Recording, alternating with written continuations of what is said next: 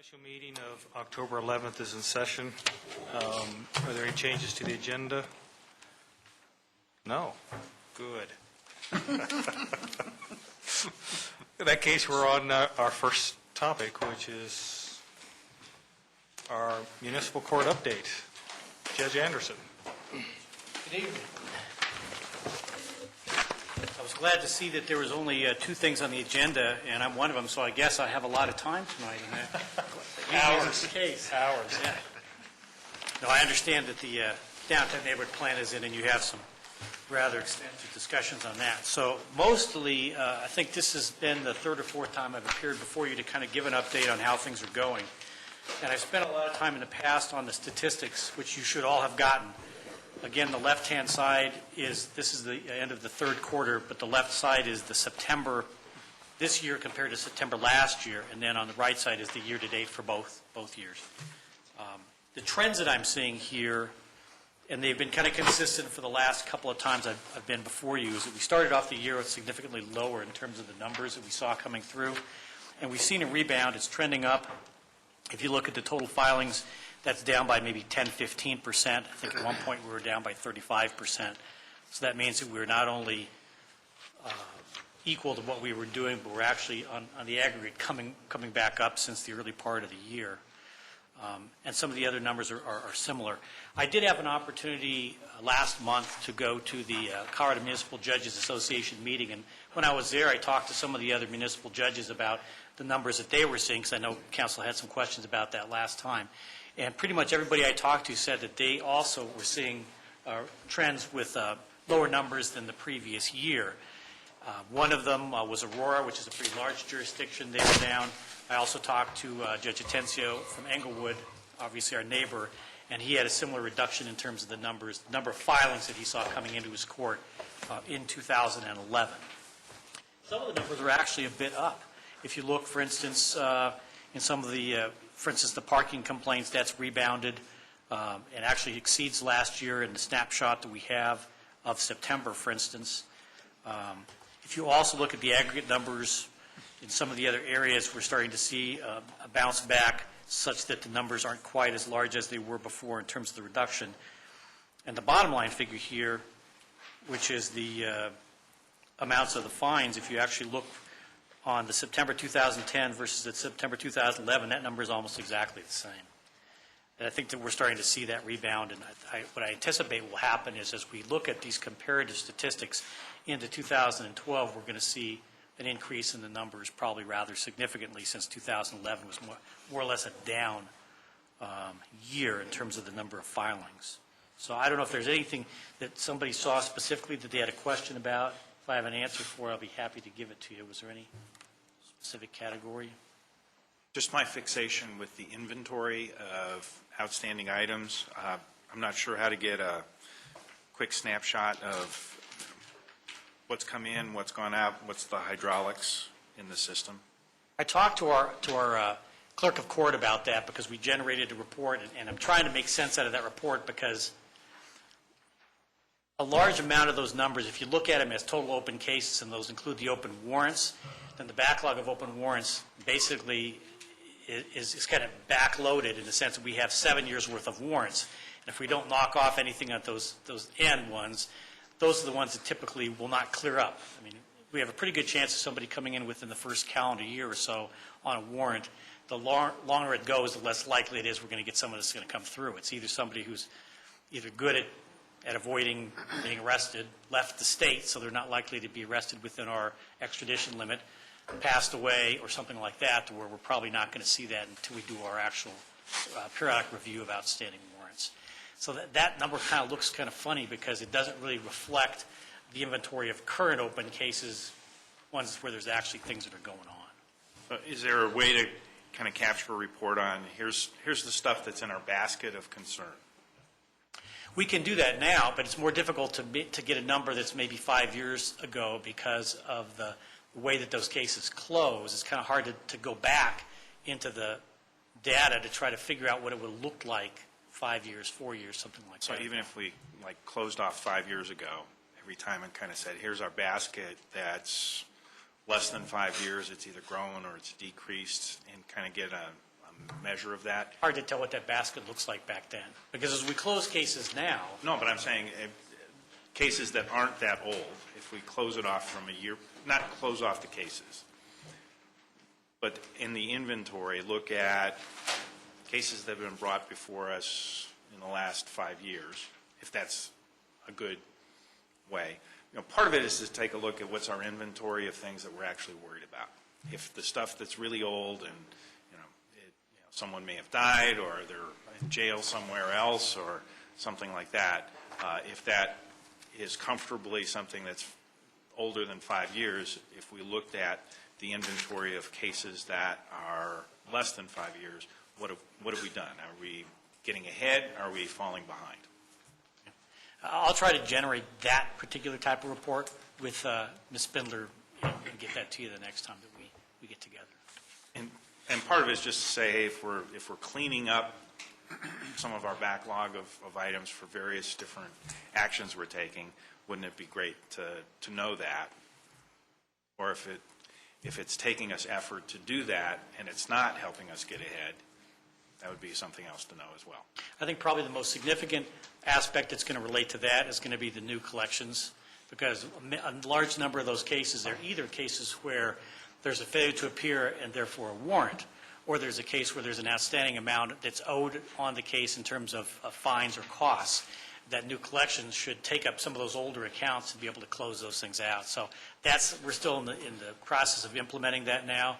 And Ms. Spindler said I think she's meeting with them within the next week or two to get down to the logistics of what they need so they can start on that now that the contract's been signed. Other specific number issues? The other thing that Hang on, Bruce? Well, if you got more, go ahead. these go off the numbers, but if you've got something. I was actually going to go off number 2. Go ahead.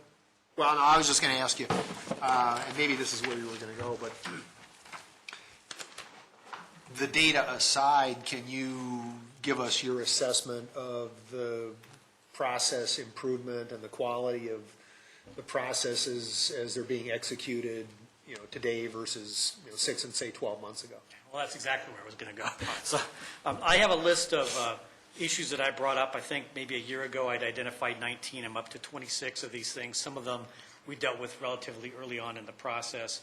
Some of them are ones that have come up after experience of new issues that have come up. For instance, the collections was one of them that we didn't have a year ago, and something that we've identified and worked at.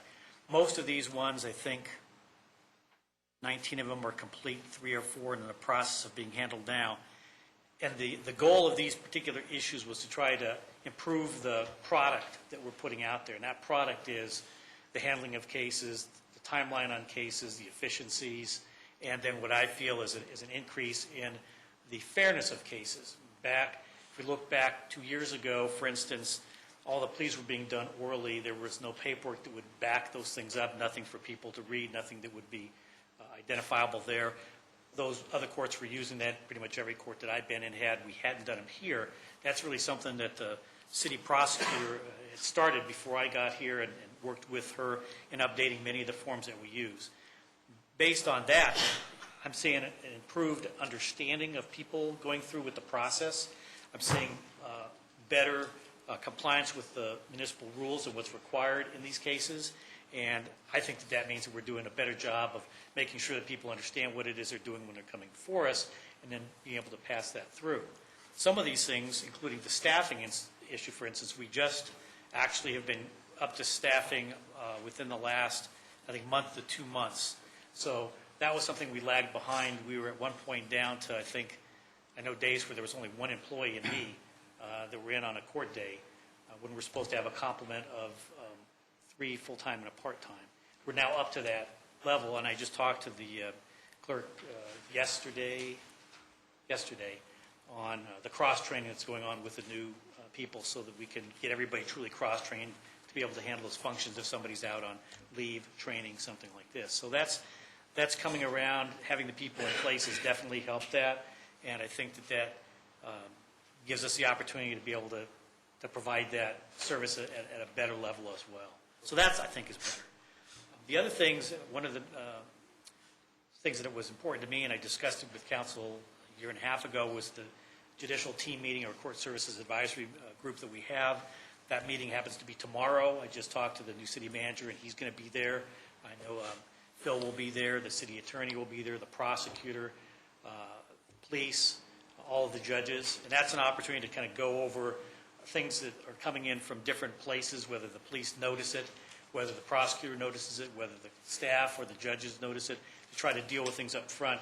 And that's really where some of these issues that I had came from, was multidisciplinary approach to problem solving. That's something that I think has worked out well. I know I've worked with Kirsten on many issues, and I anticipate being able to work with her in her new role. The chief has either been there personally or sent one of her lieutenants to be able to get their input. Some of the issues that we're dealing with, for instance, one of them is the new summonses that they print up when they run out. We had a meeting with the clerk of the court and myself and a police representative and the like to go over those things. We have a draft we're going to bring tomorrow to the meeting for everybody to look at, so that we can make that a little bit easier for both the courts to use on our copies, the defendants use for the ones they get, and the police use in the DMV copy. So that's another example of something that everybody's kind of having some input on. And I'm glad to see that that's happening. I think that it's really valuable in terms of solving problems from the front end before they become a problem that's at the back end. And so these type of issues, and I can go over some of the ones that we're going on right now, I just wanted to touch on. One of them was the courthouse security, and that's something that we had a study done in May or June. I can't remember. We had an intern, a summer intern. He identified a number of concerns. One of them was the metal detector. We were able to get the vendor to leave us a metal detector that we could use at the courthouse to give it a trial run. The security guard was very happy because it's been able to process that faster, do his job better, so he doesn't have to spend a lot of time with the wand and backing people up outside. It's moved people into the courthouse, and the pattern that we're using it much, much better. He was thrilled. The staff felt much more comfortable and safe with that in place.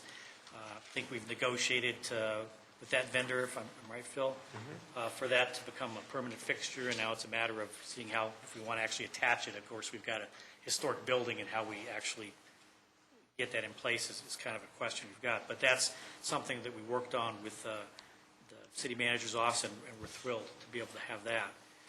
We also have the contract I mentioned with the collections that the city attorney helped us on, that we're in the process of implementing now to help try to get that backlog that Councilmember Cernanek talked about in terms of cases that are outstanding that we need to process through.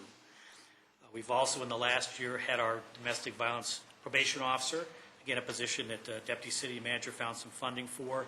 That's been a real boon to those type of cases, some of our most serious cases with victims in the community that have been victims of violence. We now have a way to be able to track these people better and to get compliance with them, get in touch with them, keep them from falling out of place, keep them from reoffending to the best that we can. That is going very well.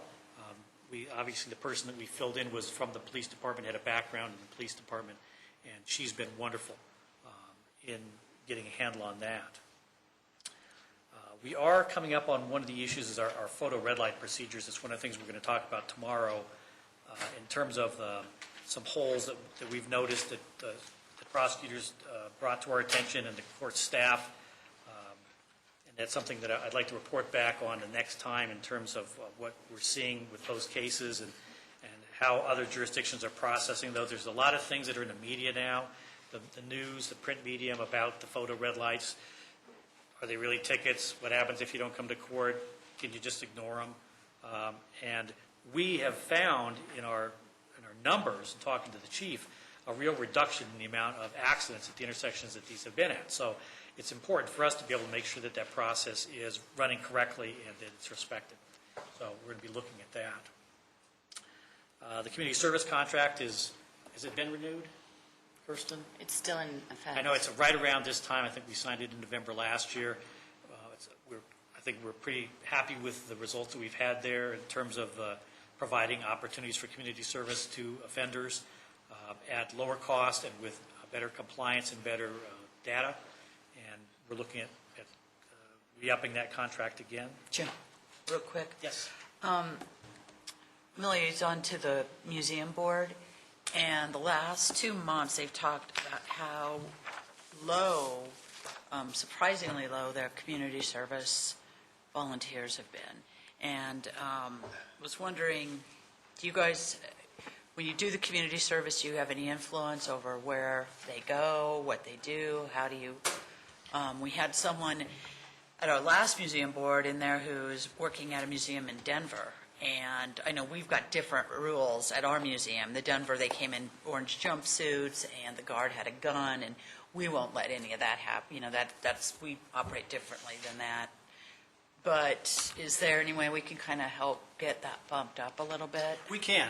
And basically, a year ago, before we had the contract with Arapahoe County, we had 2 ways that we did community service. One was through the contract with Dave McCabe, and the other was through the library, the museum, and the animal shelter. When we got the contract coming online, it was because we lost the contract with Dave McCabe. We had to have something to fill that hole, and we were finding that we had too many people at that time to be able to take those 3, because there are some requirements for parental supervision if they're young, non-theft offenses, non-violent offenses, those type of things. The Arapahoe County came in, did a great presentation, gave us an intake procedure, a reduced cost, and insurance, and record keeping that we were just thrilled with. Most of the cases have gone that way because it provides people with more opportunities, and they weren't all trying to get into those same 3 places. We kept those 3 to be able to use in situations where the funding was an issue, because we don't charge an intake procedure, and we only charge a $5 cost to defer the insurance for the offender to do community service locally. And some, even though the costs were down, I think Dave was charging $5 an hour, so 24 hours was costing $120. They were doing it for a $50 intake for a juvenile, and if it was under a certain number of hours, $50 for adults. But even with that reduced charges, some families were still having a problem with those fees. So what we have gone to is referring those locally. Sometimes that works out. Those are some of the people that they're talking about. I think most of them have gone to the library mostly, some to the animal shelter because there are some animal lovers that want to do that anyway. And there are some that have been turned away because of restrictions that they had there. So some of those numbers aren't being filled up as much because we haven't sent as many offenders. But we can send more. The Woof and Wag event, we sent a lot to last year. We sent some to this year. And we can try to get more people into those if we decide that we want to do that. And it's just really kind of a matter of when is there too many, when is there too few. And if we can try to hit that number, particularly with the younger offenders, we can probably easily fill those slots. It might be a good idea to give Tim Nims a call at some point and kind of just see what the balance would be for him. Because I know it has impacted them in so much as there's a lot of work that they were doing that's not being done. And they've got volunteers and they've got paid staff, but that's a huge gap. And they're just seeing a trend down, and they're concerned about that. And it's animals. They get to come out and clean up after the animals. Yeah. Well, I mean, that's part of community service. I would expect, we've had such a good experience with Arapahoe County that a large number of the cases have gone in that direction. And we have had some people that have been doing it on their own, and that's certainly something I'll bring up tomorrow at the meeting in terms of the judge's referrals to those. And we'll get in touch with all 3 of those to kind of see what their numbers are like and what their need is, so we can fill that as well. Because we certainly have people we can slot in there. Good, thanks.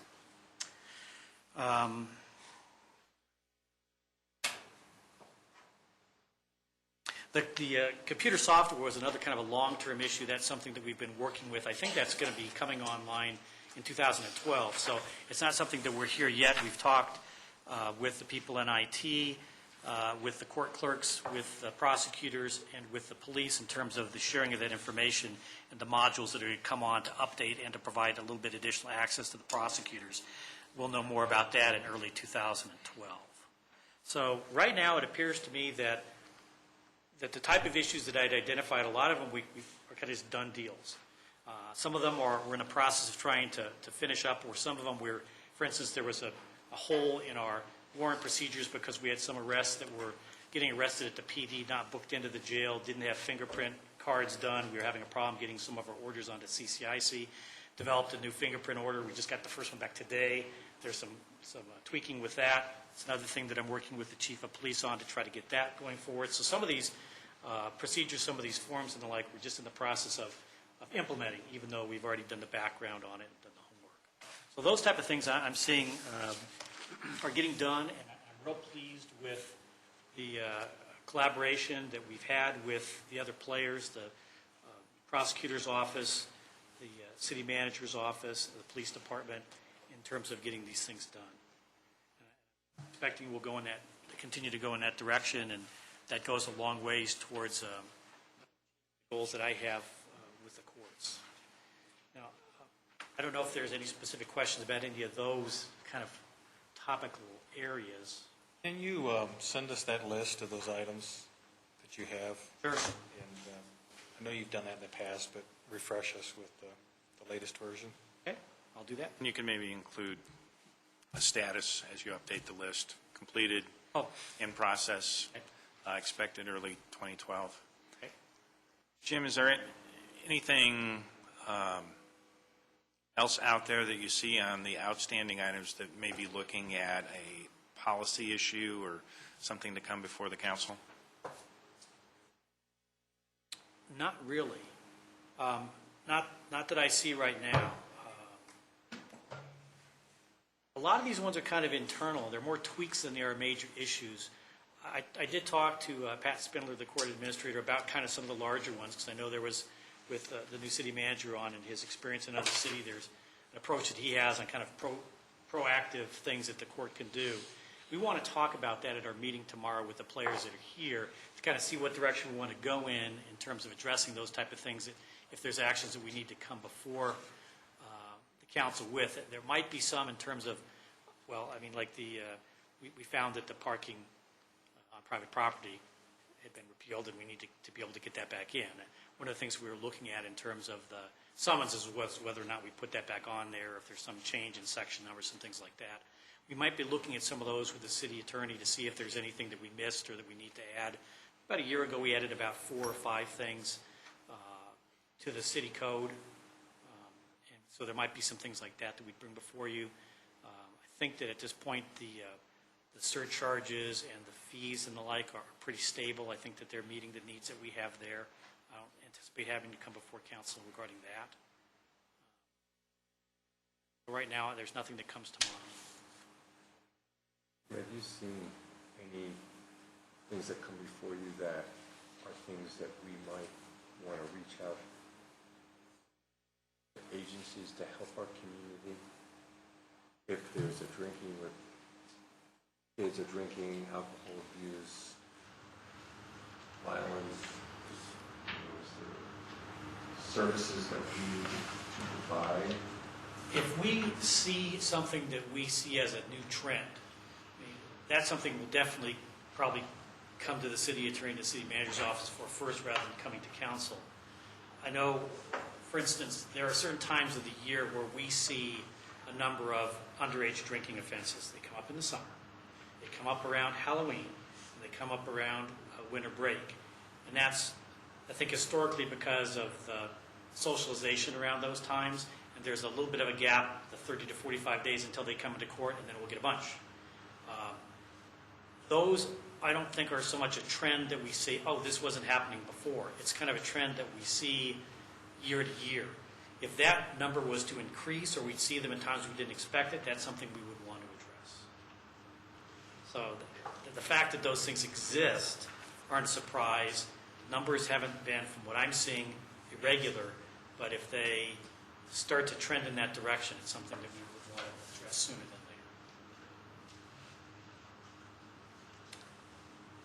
I have a general question, and that is, when we do something that may end up affecting the court, for example, when we pass the ordinance that allows tickets now on private property, how does that get disseminated to the court personnel?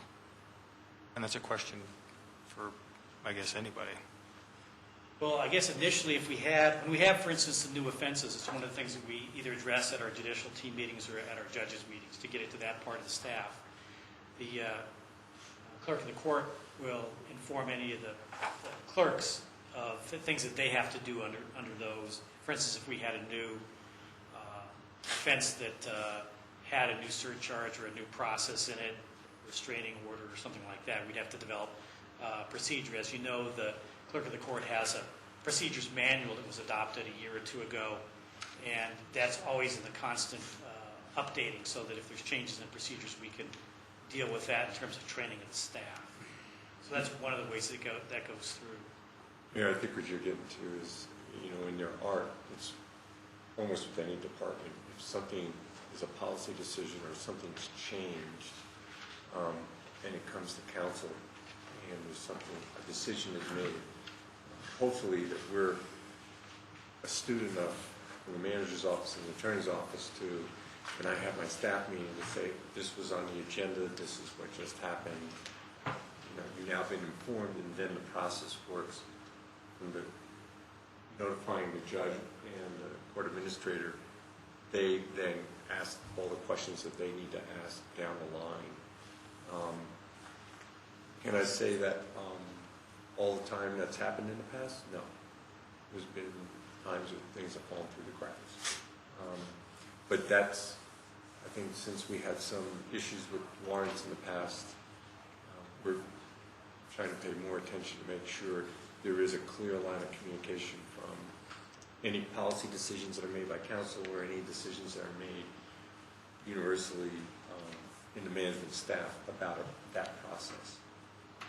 So, it's a good question. I guess, most of the time when we do something, the department head this pertains to appears at the council meeting, and so they know what goes on. But with things that ultimately end up with the courts, that's not necessarily true. So I guess I'm looking that, I think the expectation is the city attorney's office, if we change ordinances, would make sure that gets communicated to the judges and the courts, and your office would make sure that gets communicated to the clerks and whoever else it needs to get communicated to. Is that fair? Yes. That makes sense. We may want to just add it as a standard agenda item for the judicial meetings as well. Changes, Yeah, updates, any modifications. updates on policies. And I think sometimes it's the timing. Those meetings are quarterly, and I think it's a good time to do that. But again, things didn't get communicated on the parking tickets in the past, and fell through for whatever reason. It's on my radar screen for sure, and I'm sure now the attorney's office. Okay. There's a difference between what directly affects the courts. When you talk about, when I've come in front of you, it may have been on things like the violation of a court order, ordinance that was passed, the surcharges that were passed, obviously the staffing issues.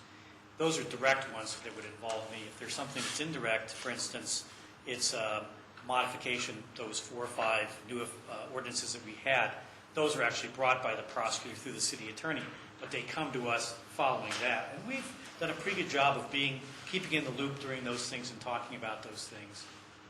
And then also in bringing the things in through the police. And I know that Kirsten and myself have both gone and done trainings with the police at their roll calls to update them on some of the procedures that we've changed in handling, for instance, the probable cause warrants, arrest warrants, and some of those things. So there's a couple different ways to do that. We're trying to be aware of those things.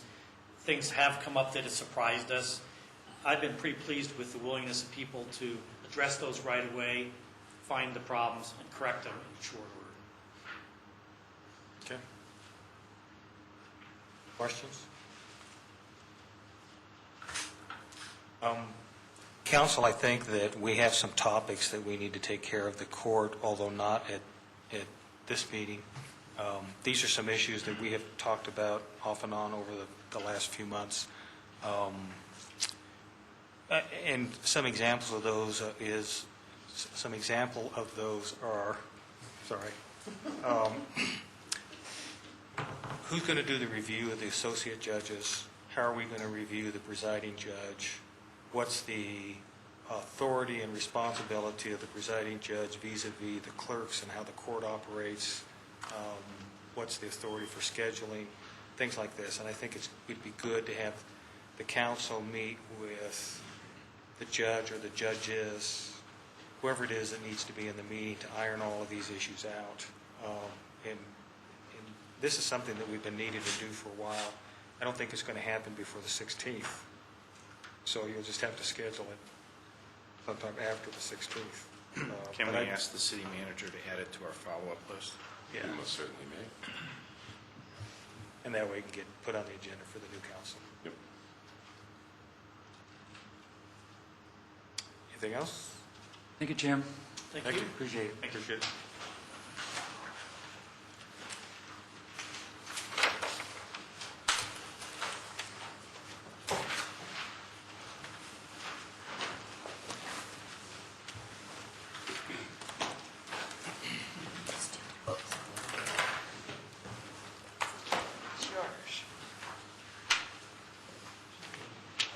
So we're going to do a little musical chairs. So at the far end of the table, I think we should have enough chairs. We might be short of one. Staff will leave.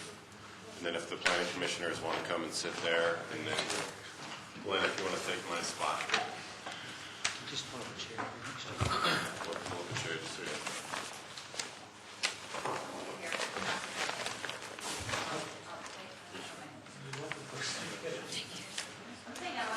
I think we have enough chairs for you. We have the subject areas? Sit next to each other all the time. That's right, we do. No worries. I was more concerned about all the little maps with all the ones I couldn't print. Totally different.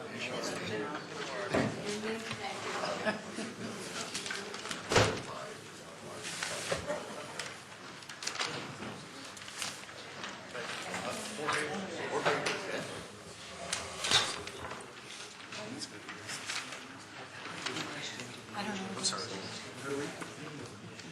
Damn way on the Too much stuff. I'm here, Joe, so that must be pretty good.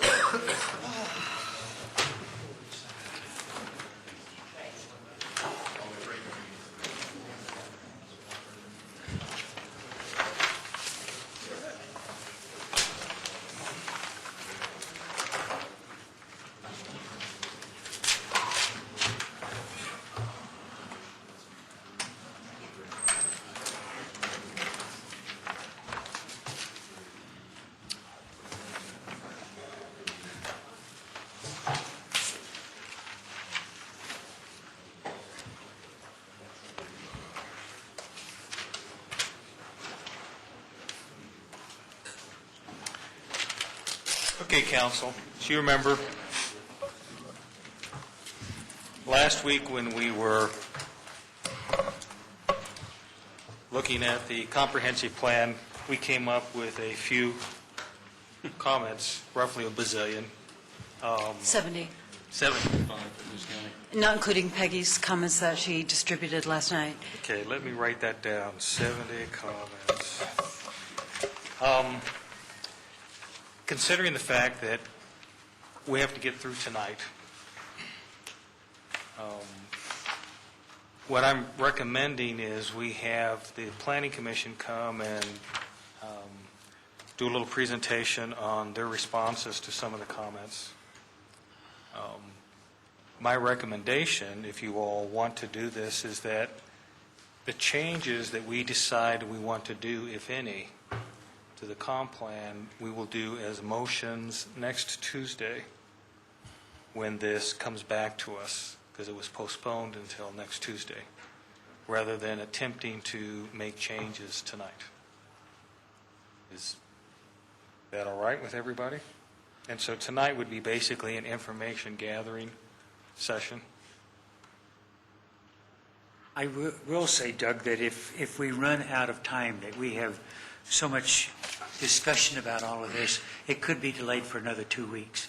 I mean, there's nothing critical. We adopt it next Tuesday, but it could be delayed until the first meeting in November. It Just could. as well. It could, and that is about as late as we can delay it. That's right. I think Without that's true. moving it across to the next council. And Well, even on the night that the next council is sworn in, there's a regular meeting of this council prior to that time. there is, And if that's council's druthers, you can do that. My preference would be to hold the official business to a minimum on the 15th, which is the election night. It's a swearing-in night, you mean?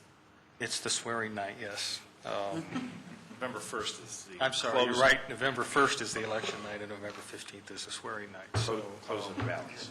but Isn't conflict But Yes. Well, bets are off. I recall to your memories the ever so exciting medical marijuana sessions that we had some months ago.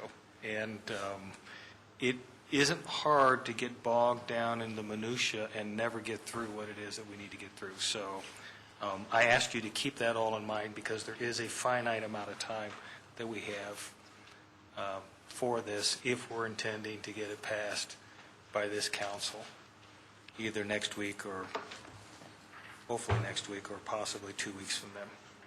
So Linda, you want to Okay. start off? What we have in front of you is a document regarding all of the city council comments, and Peggy, we didn't have a chance to get your comments incorporated into this document because it came after the meeting yesterday. But we put together a planning commission response. We went through every single one of your comments and provided a response. And also on your email, we broke down these policies by separate categories, and unfortunately, we don't have a copy of that for you today. We broke down the categories of height, the R5, the framework, Dr. Coggs, and sunset provisions. We also added an implementation section just to show where your comments came in.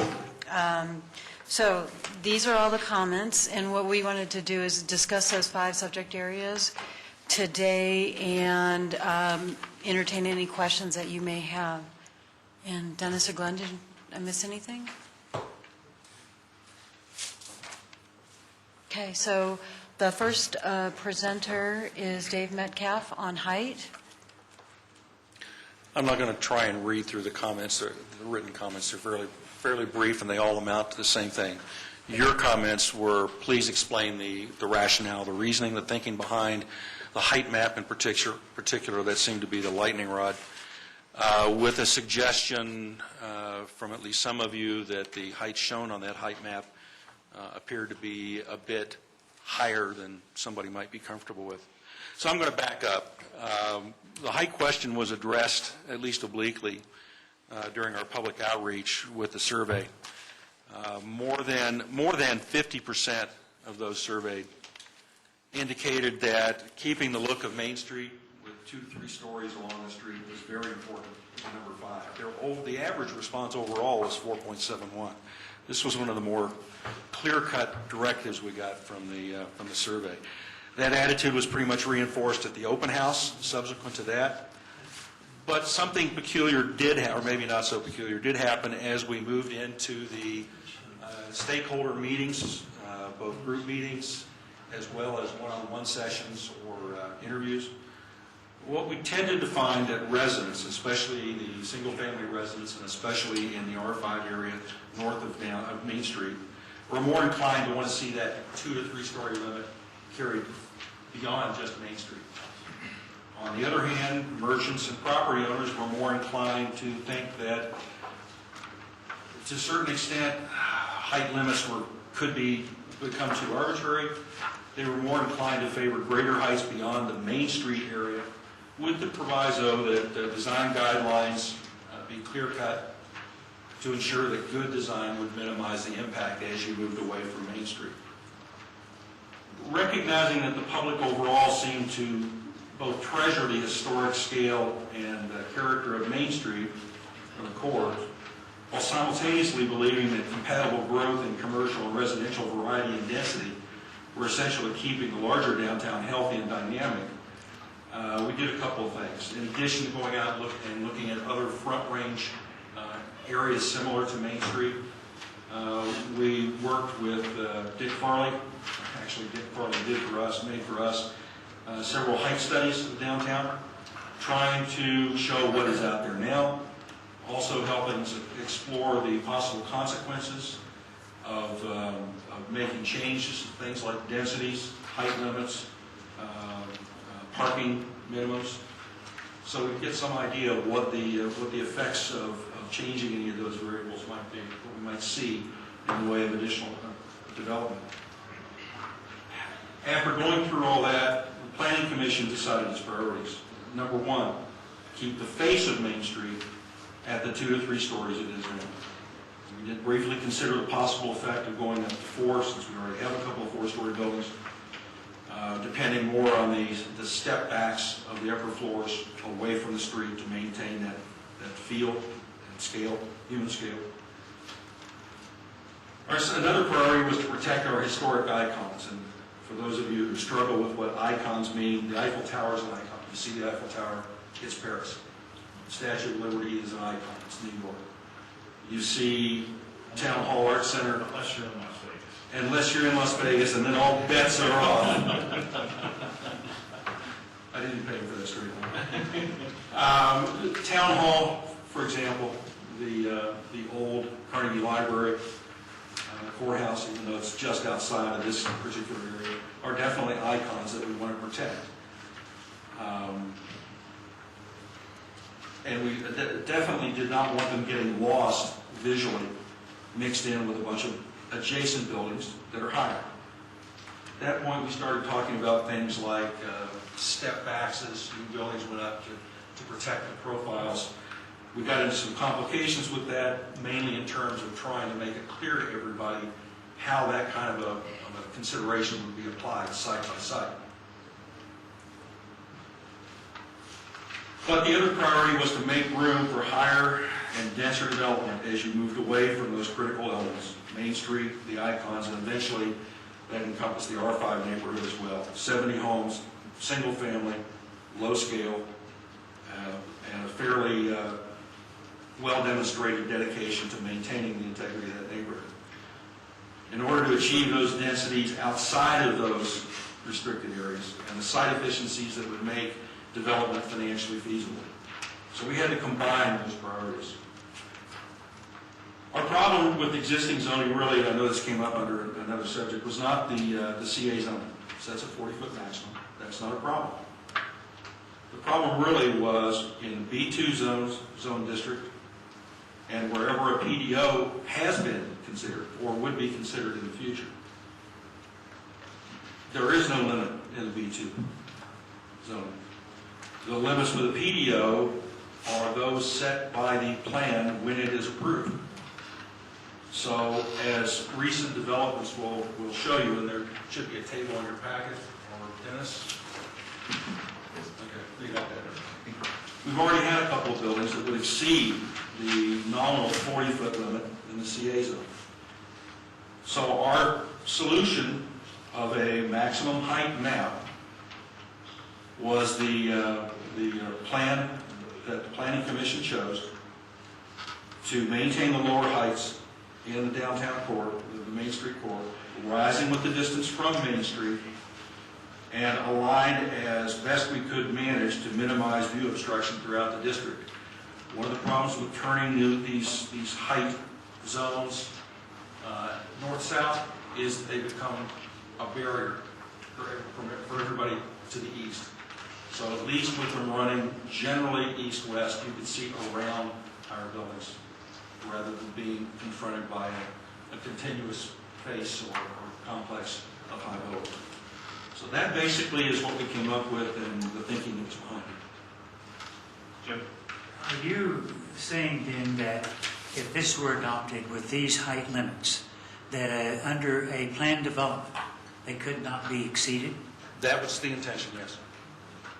And that's what I meant when I talked about last week about removing flexibility of future councils to do something that might be very advantageous for the city to have and the ability to be able to do it in the future. Because what knows 20 years from now what we're going to be faced with and what we're going to be doing, and having arbitrary limits like this removes the flexibility of what a future council might want to do. Jim, the limits aren't arbitrary. I mean, they were very carefully assessed, street by street in the entire downtown area, so they're really not arbitrary, and we debated these numbers, and we had at one point 70 feet limit in the downtown area, and then we kept voting and voting. We finally decided this is the best plan that we could come up for the downtown area. So, I mean, I really do think that this provides, and what we've been hearing in the public hearings, this provides the ability to have some predictability in the zone, in the height limits for the downtown area. Right now, anything goes, and that's not, we don't feel that that's appropriate. Actually, there's a bigger consideration that I think, if we stop and think about it, we'll address that concern. Our vision horizon for this comp plan update is 20 years. We're calling for not only continual review by staff and the Planning Commission year by year, but a major review of the effects, consequences, change conditions 10 years out. So if you're looking for flexibility for City Council or the city as a whole to reconsider these guidelines, and let's face it, every guideline is arbitrary to a certain extent, that's your opportunity. 10 years out for a major overhaul, 20 years out, time to rethink how this has served us as we're doing now relative to the 1981 comp plan. But the opportunity is there now through the PD process, and you're eliminating that possibility. Actually, they're not. No, we're just putting some height recommendations on the process. And tell me why that's not a limitation. It is a limitation. Absolutely. Everything in zoning is a limitation. It's up to the community to determine what those limitations are and how, working together, they're going to produce or at least encourage the kind of environment for the community that the community is looking for. So yes, you have to make decisions. This is a set we're making now. One of the things that drove this, quite frankly, was the approval of the Littleton Lofts at 66 feet. At the time, it was believed that that was still below Columbine Mills height. Reassessment says no, it isn't. So if Littleton Lofts was to go ahead, it would be the highest building in the downtown area, overtopping the historic Columbine Mill. And one of our goals was to avoid that. I'm not sure that using Littleton Lofts as an example of what we want is No, it isn't an example of what we want, but it was one of the iconic buildings that we identified that people said this is the kind of thing that reminds them that they're in downtown in Littleton. The town has been around for 150 years. But the chart you just passed out says that's not true. It's wrong. Okay. I measured it last week, Jim. I have the opposite concern of Jim, and that is the vast majority of the area downtown is zoned to 40 feet. There's only two exceptions, which are B2 areas. And one of them is basically the melting pot. And that's not going to go anywhere. That's not going to become higher than or different than what it is now. And the other B2 areas up by Crestline, and that's what, the Essex House? Essex House is set at 40 feet according to this map that they, in the plan. Well, but I'm looking at what you're allowed to do on zoning, because the zoning takes precedence over the comp plan. And right now, the height limitation for CA area, which is almost everything downtown, is 40 feet. Except through a PDO. And because it's in the TIS, it requires a PDO. Well, so we're going to get to that in a second.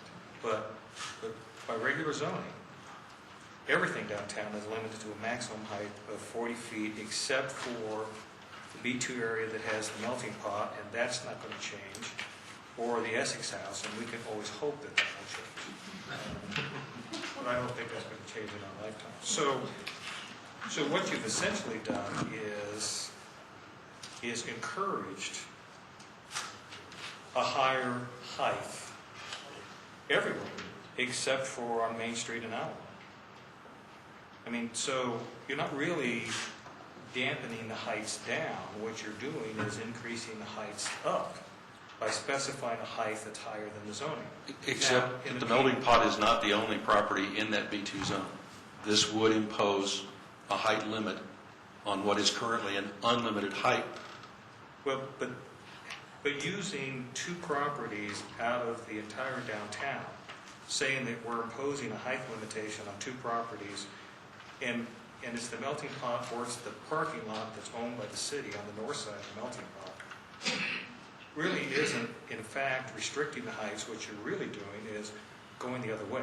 Now, I realize that the PDO process explicitly allows you to ignore heights, but part of the PDO process has an oblique reference back to the comp plan, and setting heights in here on a height map would hopefully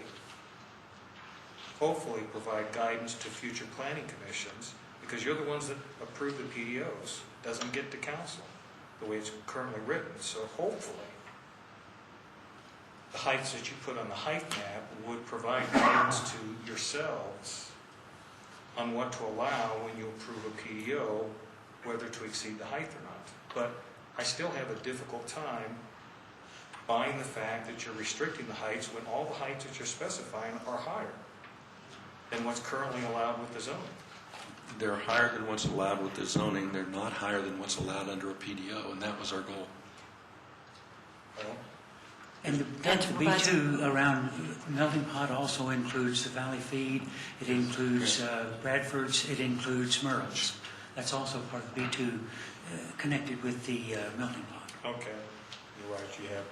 There's a fine line between preserving low scale and recognizing that with the advantages of light rail and the desire for healthy growth in the downtown to keep the dynamic alive and growing, you've got to make some compromises. And what we're trying to say is make the compromises away from the portions of downtown that set the character, that set the hearts and minds of Littleton citizens in motion in what they think of as downtown Littleton. But you have to have, if you're going to have that kind of diversity, if you're going to have that kind of growth, both in terms of commercial activity and residential options downtown, it has to go someplace. Let's try and find a way to plan where it can go and where it can't go, which is what zoning's about. I agree, we have a difference of opinion on what needs to be allowed. Linda? And one of the reasons why we came up with these numbers is to ensure that between the different heights that we would have a very smooth transition between the zone areas, for lack of a better word. So we were trying to be very careful to allow for that transition from Main Street out to the outer parts of the downtown area, and to allow for predictability. Okay. Next item. Okay, the next item is the R5. And Kurt will present that. The R5, I think Jim had a number of questions on the R5. First of all, on the medical dental offices in the R5, and you can see in your notes, page 1, item number 3, it talks about the R5. The medical and dental offices are the only permitted uses currently allowed in the R5, so that's why we left those in there. We thoroughly discussed this. We did over and over again for probably about 14,000 hours on what we would and would not allow in there. Some of us wanted to exclude those permitted uses altogether and just have it residential, and we came to a compromise to leave in those permitted uses of medical and dental offices. I believe there's only 2 in there now, and we haven't seen any other requests for that in the past 40 or 50 years. So I doubt that we'll see any more medical or dental offices in there. We were trying to maintain that residential character, maintain that residential use in that R5, and that's what we heard over and over again in our meetings with the stakeholders, the property owners, the residents of that neighborhood. That is that part of the R5. And then there's also the R5 question, I believe it's number 4 on your sheet, that talks about the parking restriction if we were trying to disallow any additional commercial parking in that R5. And right now, a surface lot can be constructed in an R5 if it's an adjacent property to the CA zoning or any of the B zonings or T, transitional zoning.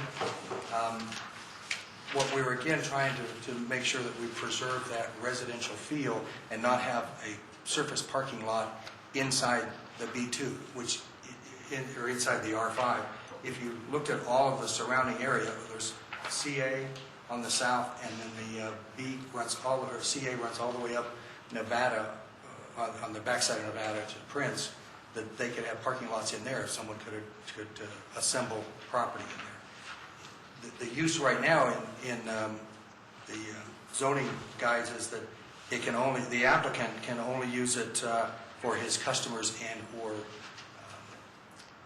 employees. Right. And again, the reason we were trying to exclude the parking lots from being built in the R5 is to maintain that residential feel and maintain single-family, 1 to 4 family residence. Okay. Next, questions? Any questions? The next is the framework, and Dennis will present the framework.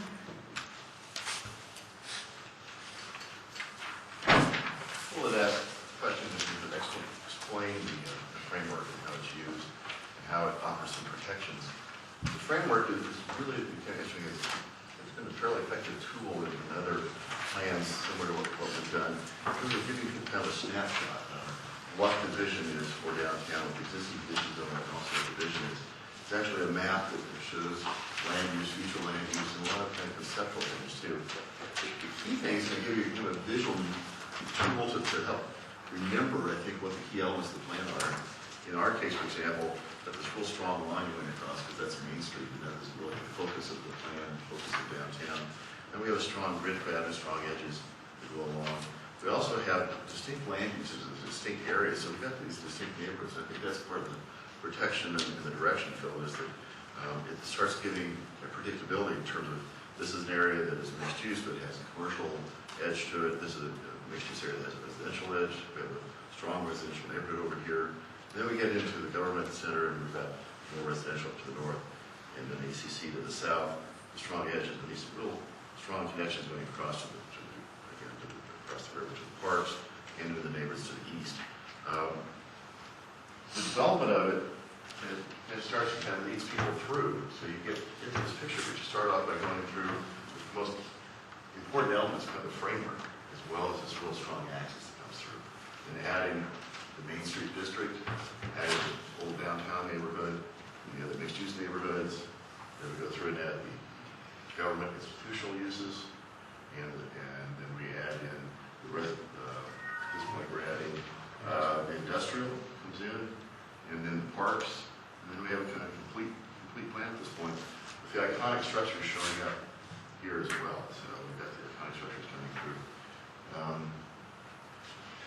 The thought is it's fairly simple, yet at the same time it's a fairly complex message in terms of this is a pretty good summary of the key elements of the plan. And this is what a lot of people will remember when they look at the plan. But look at this, we also did this as a handout, so you can actually put this out as a summary for the plan. So questions, thoughts? Bruce? The way you described it almost, what sort of struck or came to mind was it's almost a prioritization of elements within the entire neighborhood. Is that Absolutely a fair representation? That's a great. So you guys would say basically Main Street and then the commercial attributes and then the neighborhood and then so forth and so on, as far as the priority elements of how you guys are looking at the structuring of the plan itself. So just looking at those both independently as well as what their relationships are. Okay. Dennis, is the, on the plan that you're showing there, the old downtown neighborhood, the same boundaries as the previous R5? It's not, Jim, actually. The Plan Commission thought that the Nevada Place development, for example, was different from what they're looking at as the future character of the residential. So they wouldn't pull that out of the R5. Other than that, it's pretty much the same. It's pretty much, those are the boundaries. It's the alley between Nevada and Prince. It's north of Powers, and then goes up the alley between Nevada and Curtis up to where the line is now. So other than pulling out Nevada Place, that's the it. same. So Dennis, this is kind of getting down with one element of the framework that I was going to ask about. Your development sequential emergence there with the 8 panels in it. Street, a different color denotation than the framework that's there. And I understand the Main Street aspects. This is the correct one. I apologize for that. That is an older one. We did have the discussion, but originally that was kind of where we're planning commission, kind of see the evolution here, what the planning commission thought was.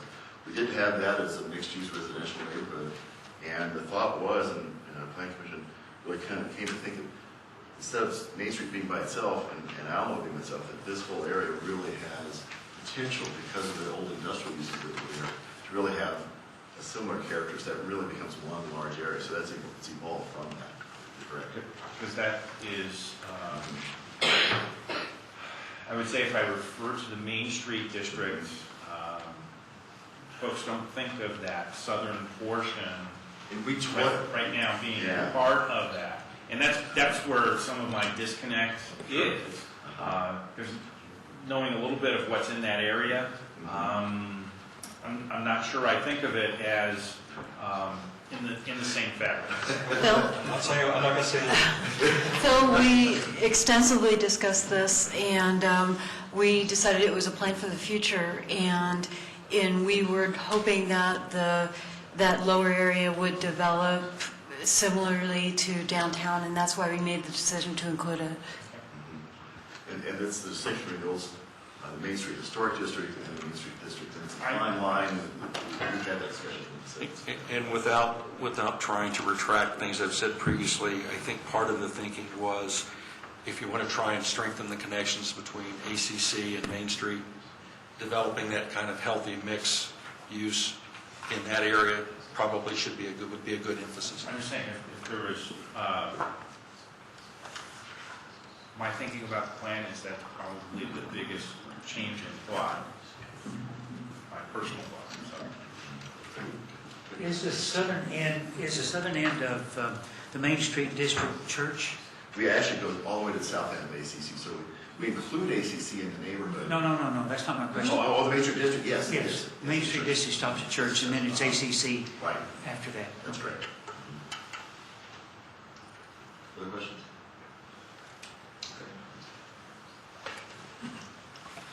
And next we have the sunset provisions, and Steve Buckenstad is going to present this.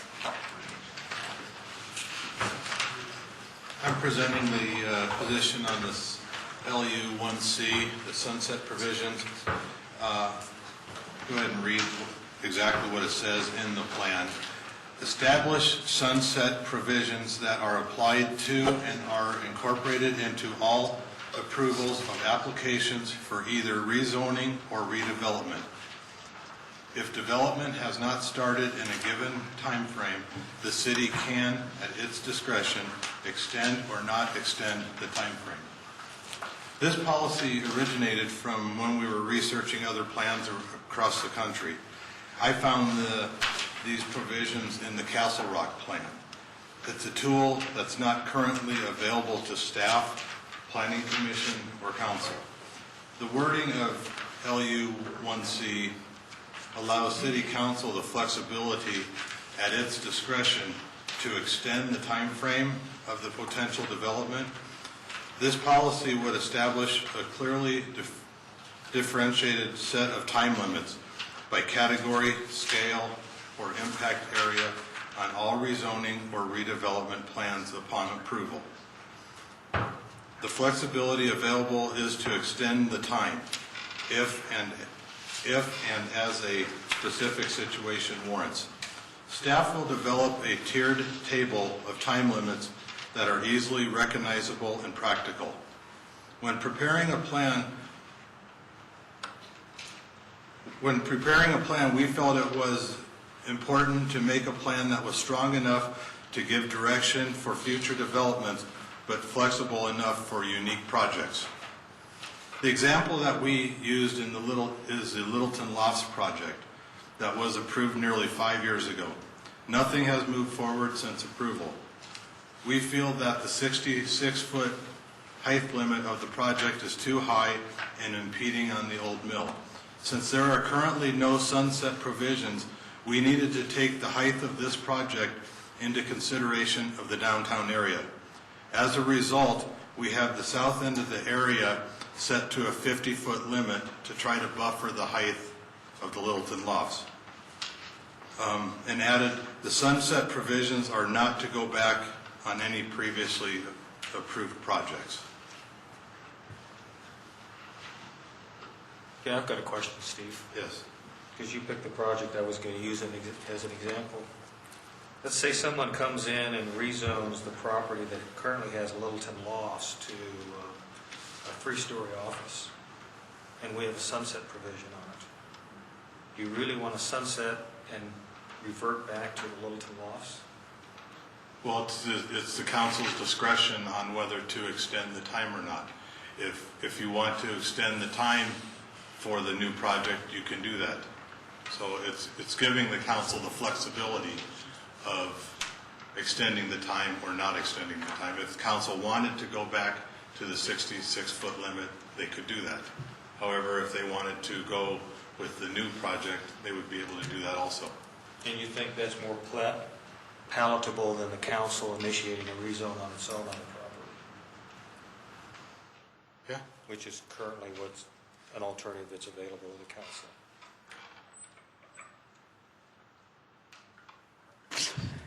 The intent really was to give city council the flexibility to do what it needed to do to, depending on what they felt was right for the individual property. I guess I have a problem with that. To me, that makes the process somewhat arbitrary. I mean, if somebody goes through, they get a rezone, in theory, that rezone complies with the comprehensive plan and with the criteria granted or specified in the zoning code. So, in theory, every rezone complies with the comprehensive plan and the criteria, and then to say, once you've gone through those steps, we're now going to set a time limit on it and change it back to, revert it back to what it was before, just because it hasn't happened within a period of time, to me sort of makes the process arbitrary. And you know, I am a big proponent on zoning, but I think the process has to be predictable and objective and hopefully consistent.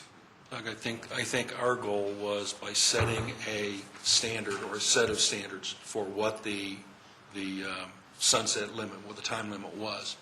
That's not arbitrary. It's not flexible. It's not subject to somebody within the application process saying, oh, we like what we see, so we're going to waive that. What it says is there is a time limit. Now, you come back near the end of that time limit and you show extenuating circumstances, give us a chance to review how that compares to what other development has gone in around that since then the city has the option at that point to extend the timeline.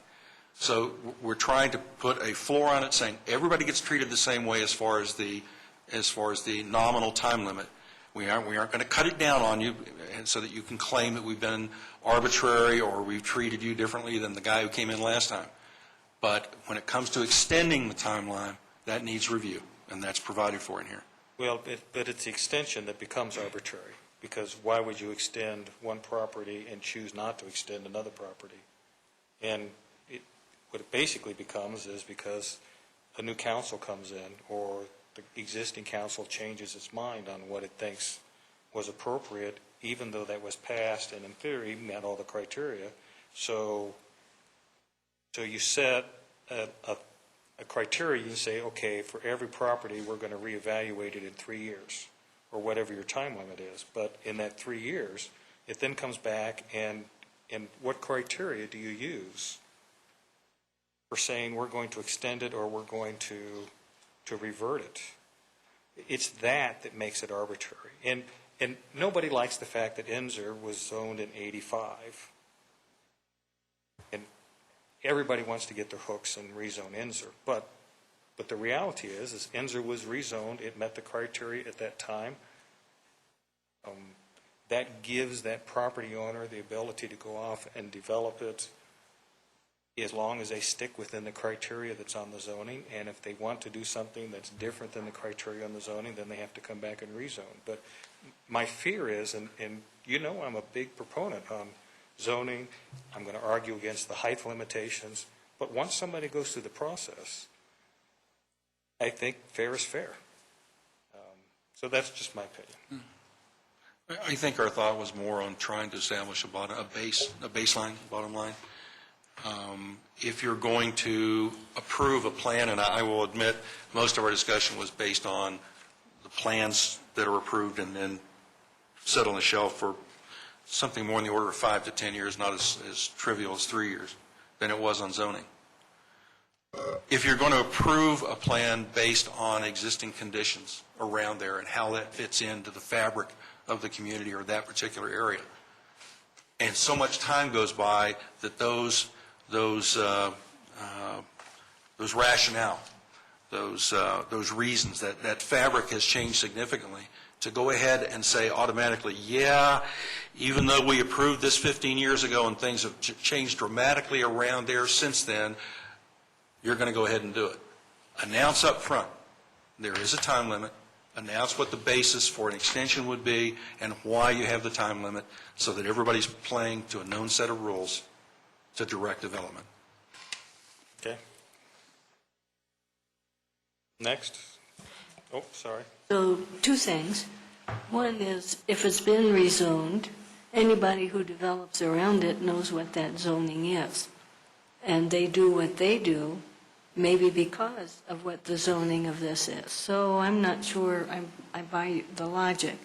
And having never been on the planning commission, I don't know the rules. And we haven't had much come before council in the past 4 years. So when I read this, and it says the city can, at its discretion, I thought city meant city staff. If we mean city council, I think it should say city council. Or if there's something that I'm not totally up on, Well, because this would be something new, so it wasn't clear to me. Well, really, staff, DRC, Planning Commission, and Council all have roles to play depending on what the nature of the application is. So when we say the city was a way of shorthanding it and saying, okay, whatever the process, whoever is involved in the particular process under discussion, it's the city. As far as the zoning people anticipating what the zoning on that property is going to be and developing similarly around it, obviously that's a case where when the time limit expires 15 years later, you come back and look at it and it's, okay, it's perfectly consistent with what's around it now. There's no reason not to extend the time limit. Those are the kind of conditions that we have to anticipate right into the sunset provisions so that it's clear up front what we're talking about. Well, that still isn't clear to me. And in terms of who would say, if it's just a decision of extending, then I'm not seeing why it would, just a decision of extending for whatever circumstances. That doesn't seem to me that there's a clear direction of who's going to do that other than somebody on staff. Well, who's going to do that would be determined at a later time. You know, this is just a recommendation that's within the plan. It's, you know, and the details would be worked out later. If you look back in the implementation table, we've had that as a goal, as a task to be done over the next 24 months. So there are, and we talked about it last night, on the additional considerations, ramifications that would have to be considered in developing that policy. It's hard to squeeze all that kind of detail in advance into a 2 or 3 line policy statement. All we're trying to do is identify the overall target of, let's put some kind of a limit so that a plan that's approved in 1999 that perfectly fits in with the neighborhood gets delayed until 2019, at which time the entire neighborhood has changed. So if this were to stay in the comprehensive plan, then the next step would be potentially is the city attorney would bring back proposed changes to the zoning ordinance they would specify a sunset provision. I hear that. It seems to me that of everything in all these pages, that's the thing that is the most vague. An awful lot of what's in here is clearer in terms of the follow-up direction. Okay. I mean, it seems to me maybe a little tighter, I don't know. I mean, I know a lot of this has to get refined, but that seems to me kind of wide open. And since you all were saying this city council, as you were saying it, that's what is coming to my mind. You didn't say whoever decides, you said city council. We said city, actually. No, when you were talking about it Right. orally. Then excuse my tongue. Okay. There are differences in the processes depending on whether it's a rezoning, PDO, a development plan within a zoning, as far as who's going to be involved at any given stage. So we say the city, it's trying to anticipate the variety of approaches and who's going to be involved in it. Now, if we want to as we start developing these plans, recognize that there may be different drivers or different criteria for extending time limits for rezoning change, or zoning change, rather than merely a development plan that's approved. That was one of the things we talked about last night. It's on the table. That's why we gave ourselves time working with staff to try and identify what would meet the intentions and what could be reasonably administered and clearly identified to people so they don't come in wondering what kind of a time limit they're going to face. With the table, with the explanation, they'd already know that. Peggy, if I can jump in here real quick, I think from the comp plan perspective, we want to be, city is probably the generic term that we would want to use, and as the mayor pointed out, whether it's a zoning amendment that the city attorney would bring forward or an administrative guideline, because I can pretty much guarantee that the city attorney is not going to want a standard at its discretion, because the accusation of arbitrary and capricious could come up pretty straightforward. So they're going to put together whether it's administrative guideline or throughout the ordinance, we're going to have that set criteria so that we can do it. But personally, I'm very comfortable having the word city in this plan. Well, I was comfortable with city, but when city council got used, then I got confused. Okay. Peggy, I think we're splitting hairs here. I mean, it's language, and when you guys go to vote, you can vote to exclude, include, or do whatever you need to do. And I'm just trying to... Bruce? Bruce? A question, and maybe you guys said it, maybe I didn't catch it, and I guess this is sort of just rolling around a little bit. When we talk about, I guess, a lot of the stuff, maybe with the zoning, but also certainly the height, I think you mentioned, maybe going back, that there was concern about some of the iconic structures, and it sort of dawned on me after a while that height is one issue that could affect that relationship, but mass is another element that could affect the visibility of an iconic structure. Is that just a design guideline issue, or is there something that floats in here that deals with the mass of a development or of a property as opposed to just the height of it? Dennis, you want to try and take a guess at how much time we spent talking about building massing and length of facade and step back, setbacks, that sort of thing, largely in connection with the R5 area, but it came in with the downtown buildings and the iconic structures as well. And you're right, it's the detailing. A plain building 50 feet long and even 30 feet high is going to be a lot more, have a lot more deadly effect on town hall arts than a 40-foot building with the top two-story setback and some little insets and projections and that sort of thing. Yeah, those are design standards and guidelines issues. Okay, and just refresh my memory then, how does that integrate the design guidelines, the downtown design guidelines and so forth? Where does that integrate into this whole conversation? Dennis, do you want to address that?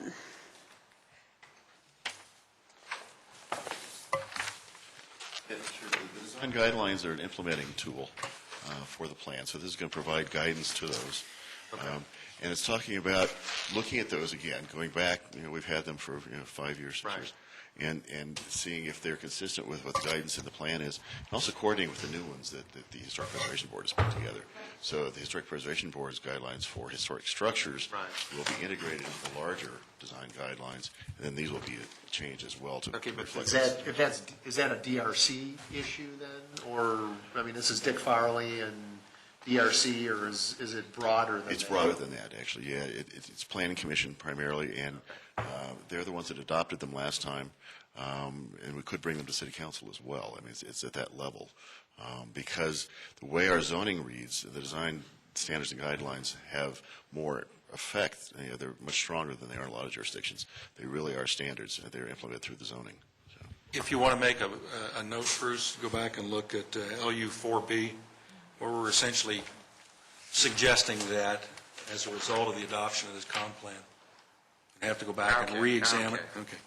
All right. Good. A little easier to accomplish with the downtown design standards and guidelines than with zoning. Yeah. Oh, that's good. Okay, thank you. Debbie? On the sunset, do you have any information on other cities that might have implemented that? Any kind of track records? I'd be interested to know if that's something that's happening somewhere else and how it's working. Like I was saying, we got it out of the Castle Rock plan. And how's that working? I mean, what are their specifics? And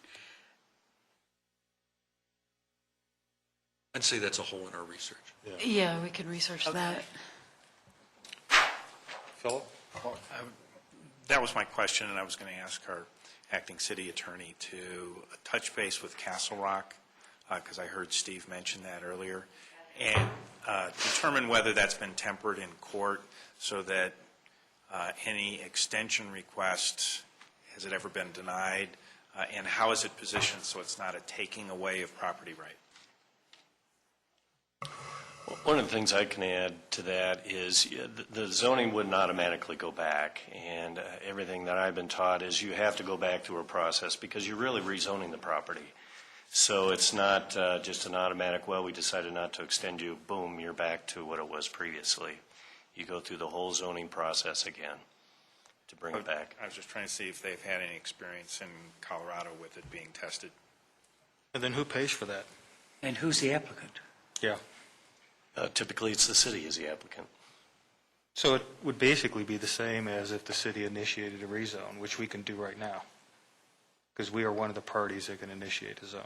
Then Phil's question becomes very prominent about property rights. Yeah.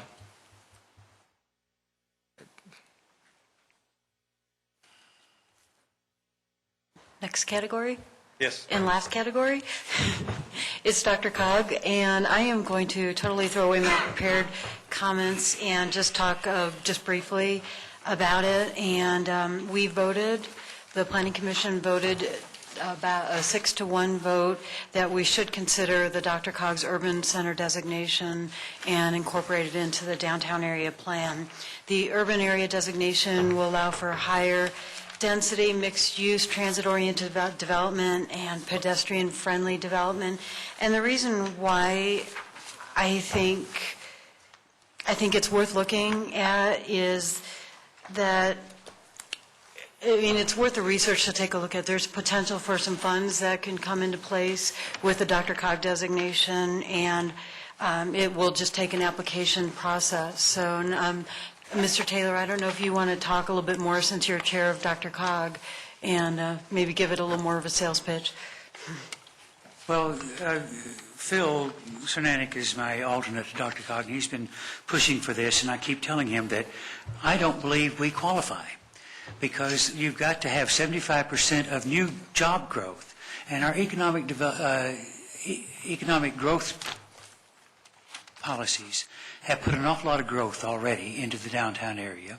And I see our economic growth in jobs coming in an area other than downtown, comes along Mineral, South Broadway, areas like that, or Insert, which has 110 acres to be developed, the Marathon, which has 77 acres to be developed. I see that is where the job growth is going to be.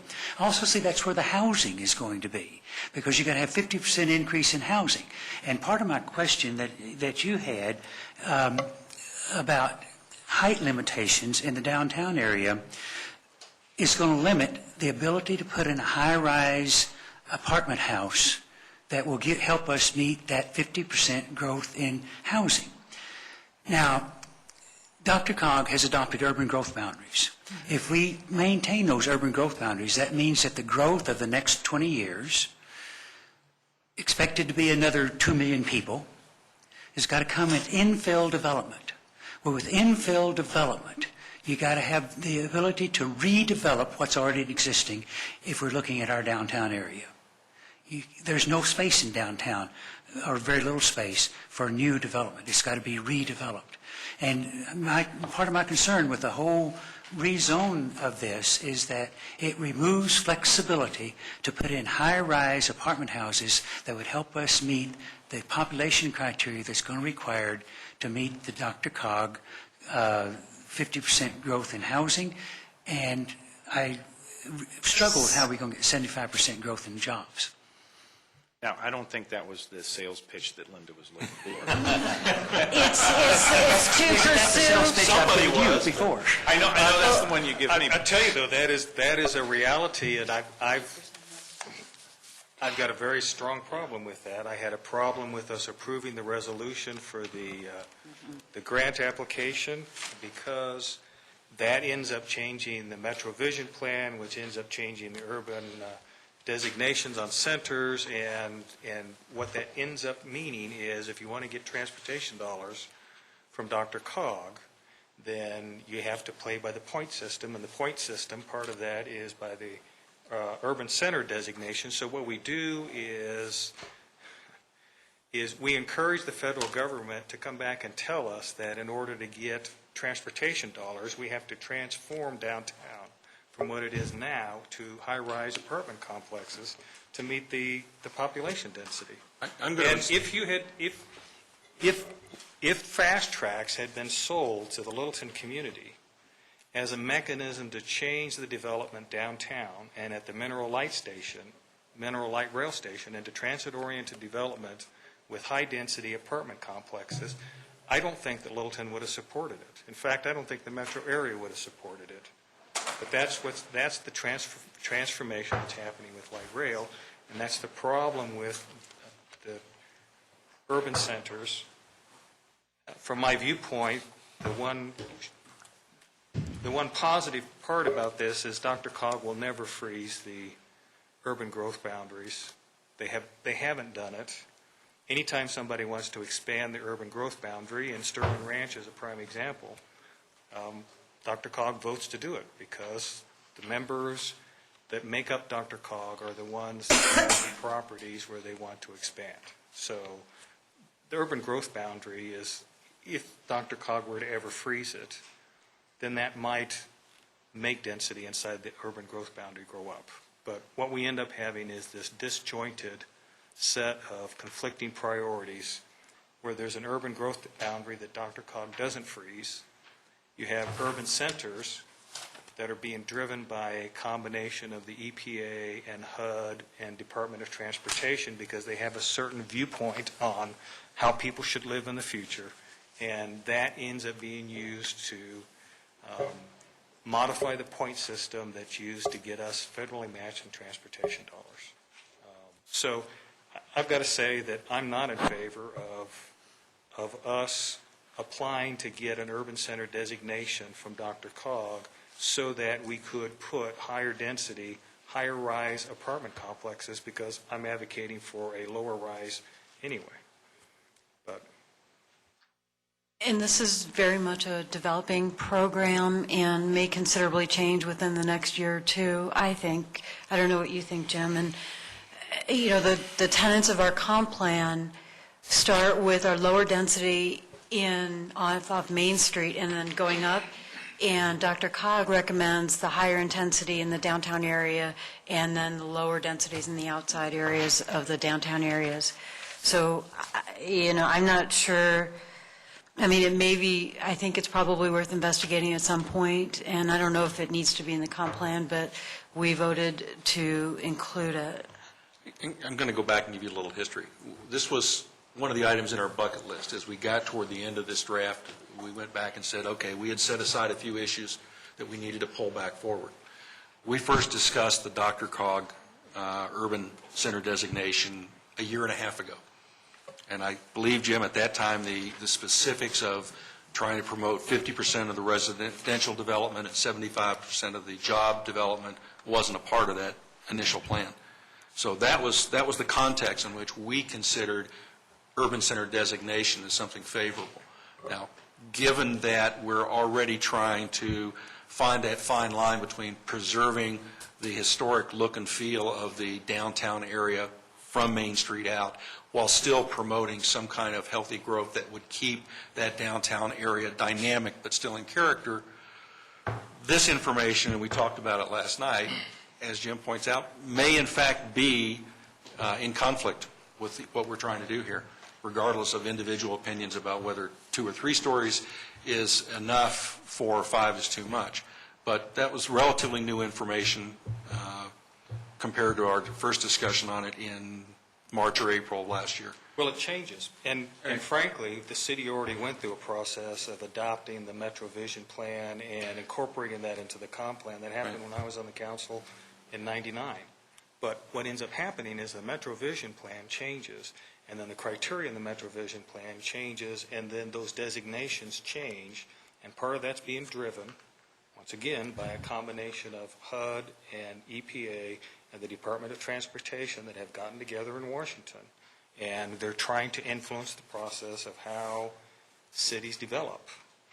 And Littleton is a predominantly family-oriented community that really doesn't make sense to have dense urban center designations applied to our downtown, at least in my opinion. And the bottom line is, Jim's probably right. It's not a question of whether we want both. The fact that we would adopt this kind of a direction for the downtown area, lower density, lower heights, essentially says we wouldn't qualify for it anyway.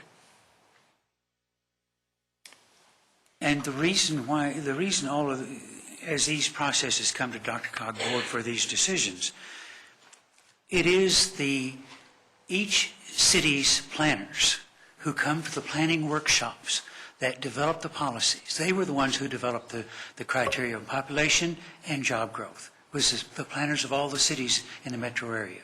And they did that. There's also, DRCOG puts on workshops for planning commissioners where these types of things are talked about as well. And then all that input comes to DRCOG board, and when you get the recommendations of the city's planners, you get the recommendations from the results of the planning commission workshops that says this is what you need to do, then I think the DRCOG elected officials are following what the dictates of the community seems to want. Maybe we, as a community that has a different vision for what the downtown, the heart of the community overall is, maybe we ought to push back a little. Say, stop saying that every urban center needs to be a peak of density falling off. Maybe you're going to find some select areas where the uniqueness of those areas depends on having a donut, a lower density, more historic, more human-scaled area at the core, and the development going on around it to feed into it as well as out of it. It wouldn't hurt to at least present it to DRCOG as a... Indeed, that's been some of my discussion with the DRCOG staff, has been that what they've come up with doesn't seem to be practical for all the areas and what... Limiting. And we're looking at, right now, changing part of that's the main criteria that has been adopted. But the planners are also discussing, because I go to most of those planning meetings, the planners are also discussing right now the possibility of creating an urban center that would incorporate places like Littleton, that doesn't have the ability to grow. It doesn't have it's already got its job growth maxed out just about. That we can also become an urban center in order to qualify for those types of funds that Doug's not too enthused about, but allow us to become an urban center, not having to meet the growth and the growth in population, growth in jobs that is currently there. I think at least my personal opinion is there's an opportunity, whether it's pushback or at least staying current with where DRCOG is, and I realize some of it comes from the overall transportation dollars, but the policy for these designations are set with DRCOG. It's not an absolute requirement or a dictate that comes from HUD or the EPA by itself. And in fact, some of the criteria that does come from HUD and EPA is conflicting in itself. So I think it would behoove us to at least take a look. What is it? I'm not advocating that we change something that misses the character of Littleton, but we look for the opportunity. And Mr. Mayor, that is all of the prepared statements we have for this evening, and we'd be happy to address any other subjects that you may have, or addressing any implementation issues, whatever you would like. Dennis, did you have something that you wanted to bring up? I want to say, Linda and planning commissioners, you must have had a very long meeting Monday night, because I think the answers that you provided on the questions that we came up with early were very well thought out. I don't always agree with it, but I think they were very well thought out. And I appreciate the work that you guys put into getting us to this point tonight. Thank you. Deb? I had one other one I didn't.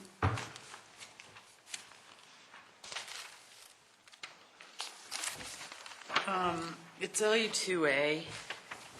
Say again, Debbie? LU2A. And it's got my comment was we'd like to hear the thinking on why we should work with RTD on adding uses to downtown sites. And it really wasn't my concern. I guess my main concern on that, or just comment, was, and I think Doug also voiced this a bit. Number 36. Work with, Number 36 is one of them. That's Peggy's. 53. Sorry, page 9. Sorry, what number are we on? 53. 53. 53. It deals with LU2A. Okay. Okay, C36. Also at 36.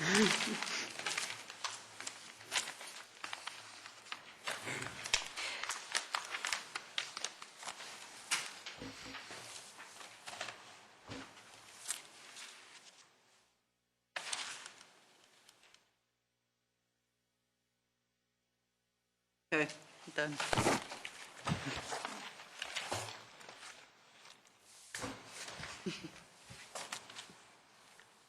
So I guess I'm still left with my question is, what does the Planning Commission envision to happen to Rio Grande? So, because what you're suggesting is we change Rio Grande into some kind of commercial retail thing. Parking lot on Rio Grande, or perhaps you're thinking that the main light rail station at the corner of Alamo and Prince could have multiple stories above the parking lot that has, or perhaps retail on the ground floor and then parking above it, which is RTD's preferred method. Can I just, and on the contrary to that, I'm thinking that they're thinking that it would be more like the Aspen Grove, where we've got an RTD parking lot, huge light rail right there next to Aspen Grove with really poor connectivity to Aspen Grove, and working on better ways to create a ease of connectivity there. No? Well, I just need to make one comment, or I'd like to make one comment. The poor connectivity at Aspen Grove was at the request of the developer. They did not want to have anything to do with the light rail station, period, and they said that during the public hearings. But Aspen Grove is not in the downtown. What this specifically says is add retail, office, and residential land uses to its property. So what you're saying is, you're proposing that the city get together with RTD and say, we want you to transform the downtown light rail station to a multi-story affair that has retail, office, and residential, in addition to the parking that it has, and/or a parking structure. And all of that would be within, what's the height mapped for that? 40 feet? 45 feet. So, Real grand is 40. so does the planning commission really think we ought to transform the downtown light rail station into a multi-story affair with retail and office and residential on it? I don't think that was the direction we were taking. It certainly wasn't anything we explicitly discussed. What we were trying to do was say, reflects a lot of the comments we heard throughout the public input process. Riders get on to drive in, park, and get on to light rail or get off of light rail. They have no idea that a block away is Main Street.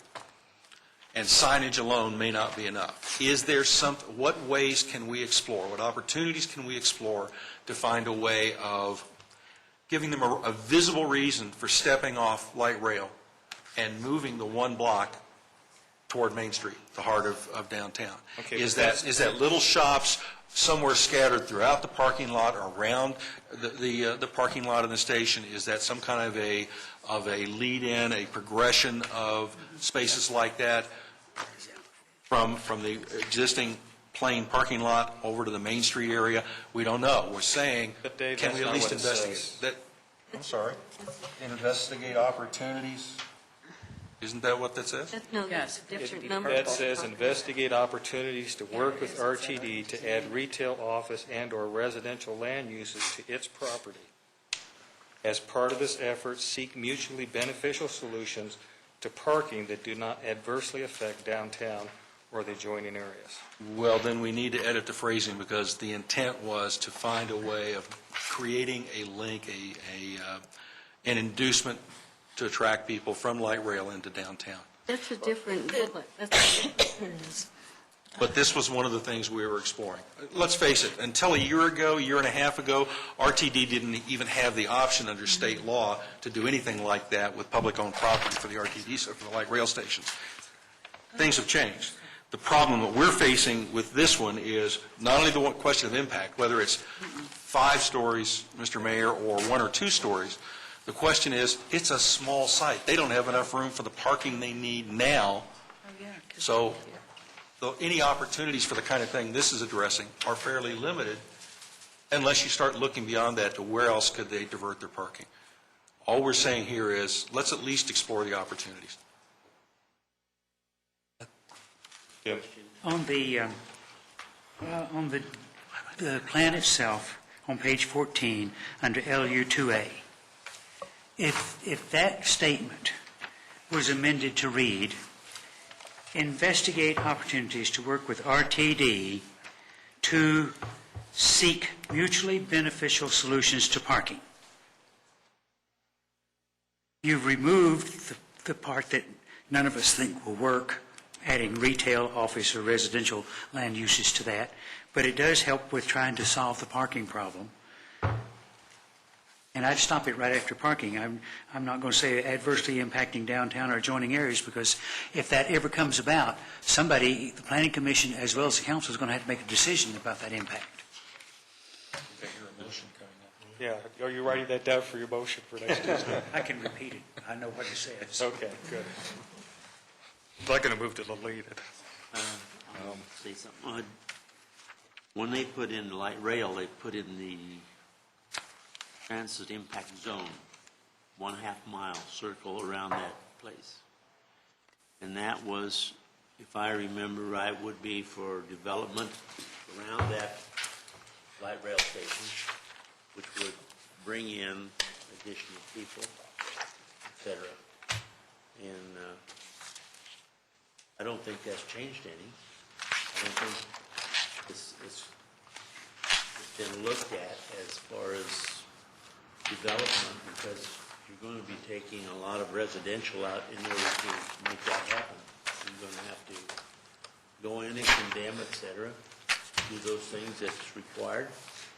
And I just don't expect that to be an issue in the near future, because everybody's up there is pretty much solid in their their homes as far as the old, the old stock housing. So that's one issue I have. But another issue I have is with parking. You can do all you want, but it can go through every cycle you want. But when it comes to the Historic Preservation Committee, you have lost 50% of your parking by incentives. Depending on how those incentives are developed. Yeah, and that's going to be a tough one. I personally, I'm not in favor of those incentives of reducing parking.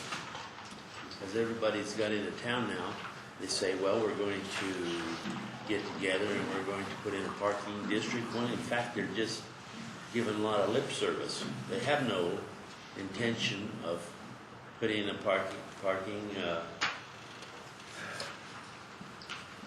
district whatsoever. And it's bothersome to me that you can crowd buildings into a small place, but eventually it's going to pop because of the fact that there's not any parking. Well, and the plan does recommend reviewing the parking in the downtown area and taking very specific and actionable steps to eliminate that problem. So that's on part of the implementation strategies.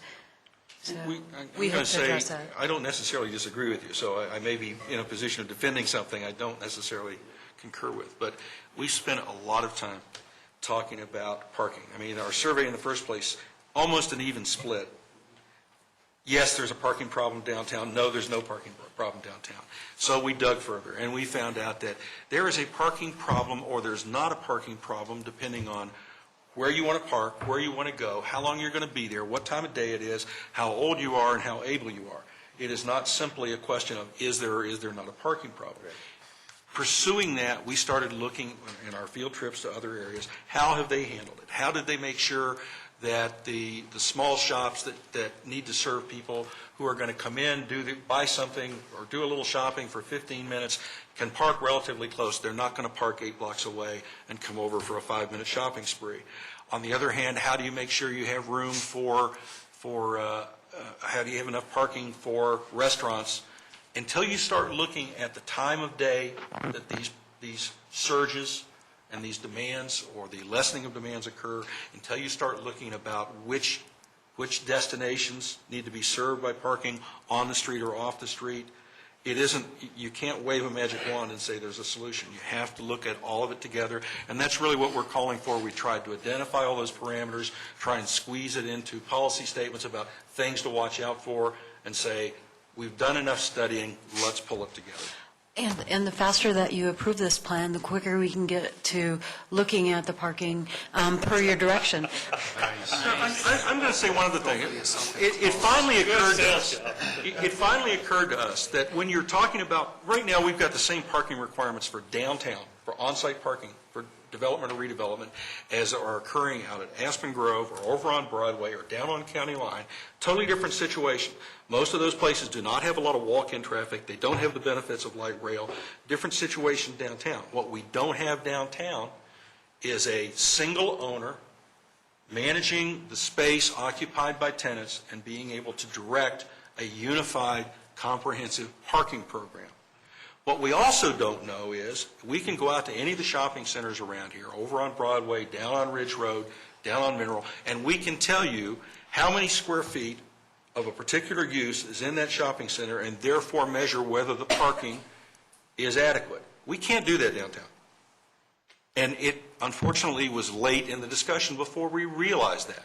Until we do a survey and look at how much commercial office space, how much consumer retail as opposed to business retail, how much professional space, how many restaurants, how many shops, and what are their needs for parking, not just in terms of numbers, but at the time of day, at the time of week. You can't put together a plan. You're shooting in the dark. And that's one of the things we've talked about with staff in the last few months. It's something we're going to have to invest some resources in. Well, you're correct in the fact that, once you start a building process and you know what your floor space is, et cetera, you know what your parking requirement is. If it's 150 spaces, that's fine. But if you eliminate half of that because of a historical designation, then you're not helping the situation any whatsoever. And what it's going to require is that everybody that has 100 spaces or 50 spaces, they're going to have to kick in their share in order to provide the parking somewhere. That's basically what we're going to be looking at in the future. I almost feel we should apologize for 3.5 years of not coming up with a solution to parking. But quite frankly, I think we've put enough time and study outside of the area to look at what the active elements are and how the interplay works, that at least we're in a better position now than we were after the last 3 parking studies that merely told us how many available parking spaces there were at a particular time on a particular day.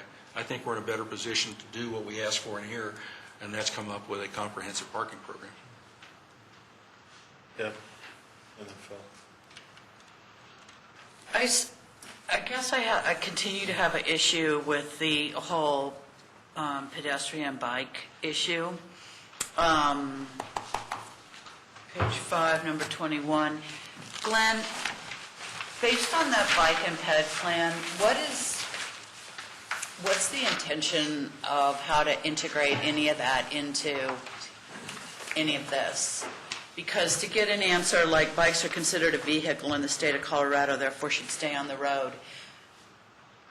Okay, that's a nice message to send when we're asking to try to extract people off, because there's also in here to extract people off of Mary Carter, get them up Little's Creek, increase that. We've got an entire committee that's working on putting bike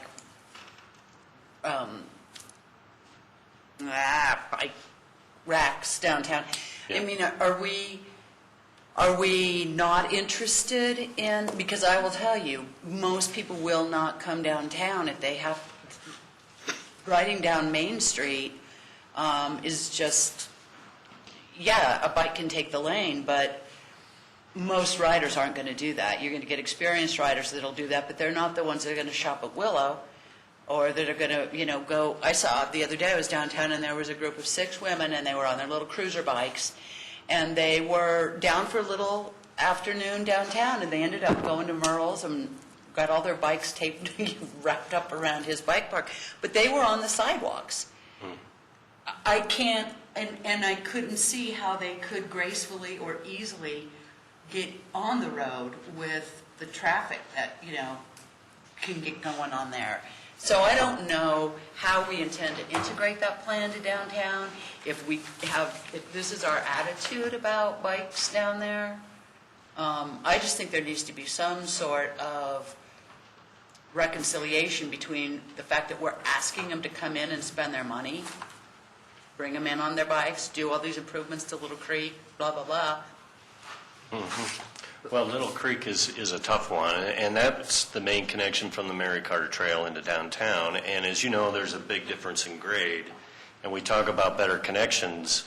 Well, that's really going to be at the point where we're redeveloping adjacent to Little Creek, where we can fix the grade issue and we can get better connections onto that bike trail. But I think once you get into downtown, yes, you have to get off your bike and you have to walk it. I mean, that's kind of what we were taught as kids. With the way the traffic moves through Main Street and Alamo, I don't know how we incorporate an actual bike lane specifically, but it's compact enough that I don't think we necessarily have to provide for commuters shooting through our downtown. It's really a destination, I think, for bikes. I don't know if that answers your question, but it's going to be a longer range issue of providing more flexibility for bicycles in the downtown. And I'll tell you, I walk the Little's Creek Trail an awful lot.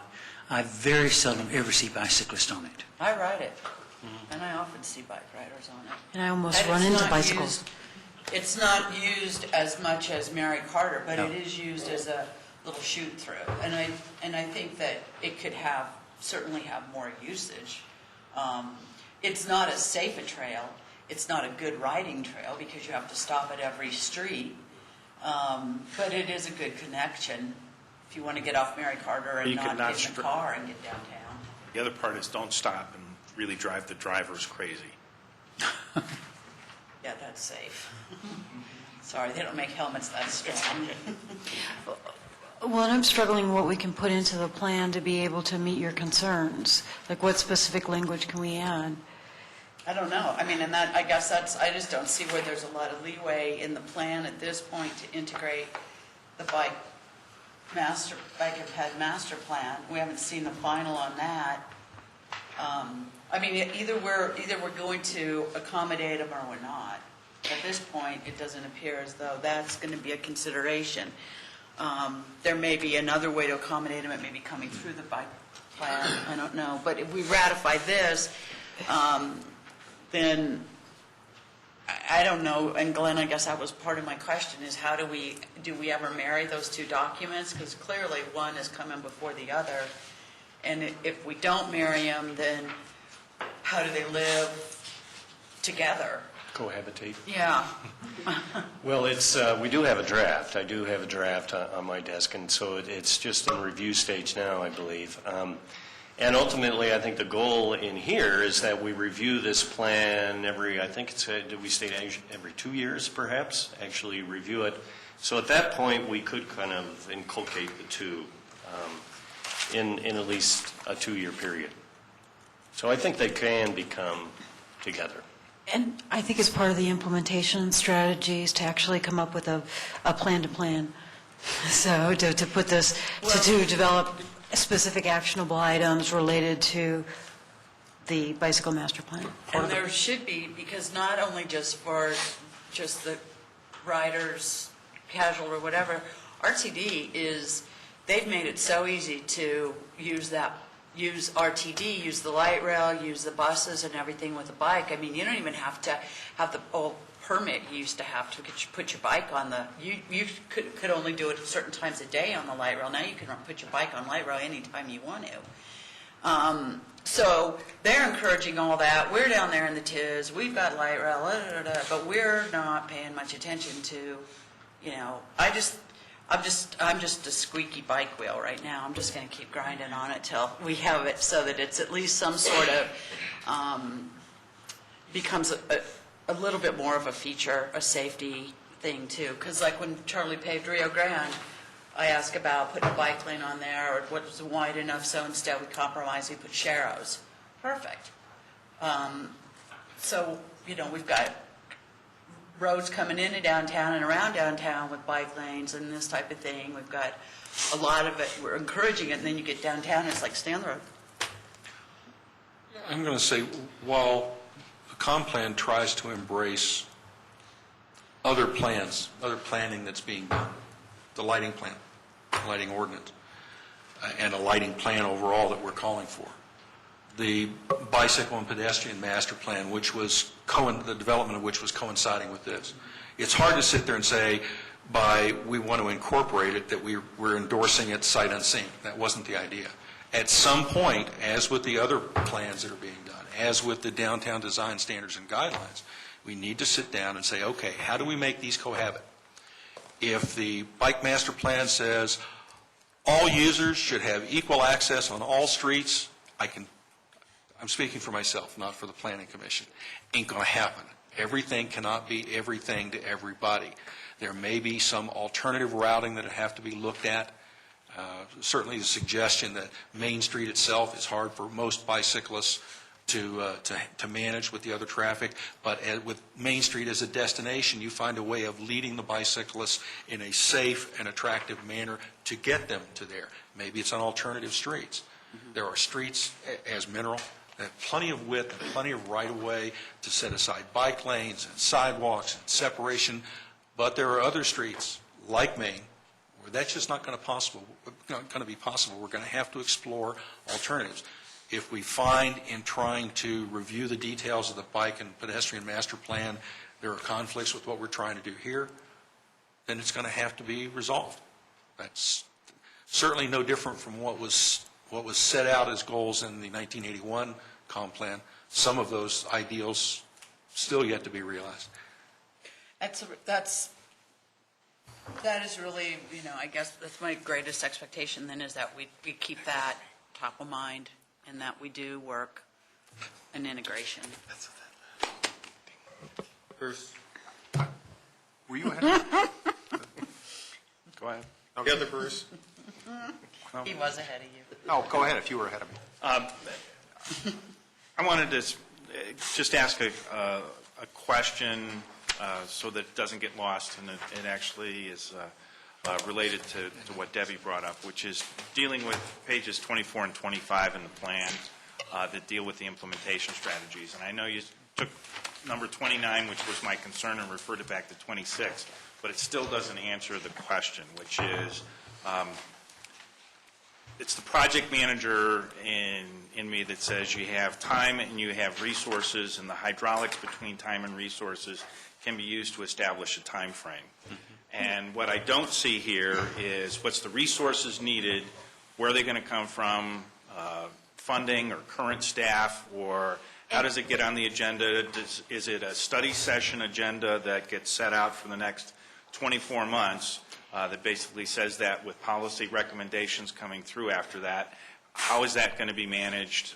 Who's the owner of the overall plan? And with these, where the primary responsibility is shared with as many as 3 parties, who's the owner? Phil, I think that the more detail that we have in that, that's a lot of detail to be included in a general plan. And yesterday, we did vote to clarify what the duration is, and also we added a column for priority. But I really think that if we get to that level of detail, we're micromanaging what the staff's jobs would be. My shoot from the hip answer wants to be, gee, Phil, we thought by putting CC on every item that you guys would carry the ball on everything. That's what I'm afraid of. Yeah, what we tried to recognize is that on most of these processes, staff, planning commission, some cases historic planning preservation board, and council are going to have roles to play. A lot of cases for council is going to be final approval.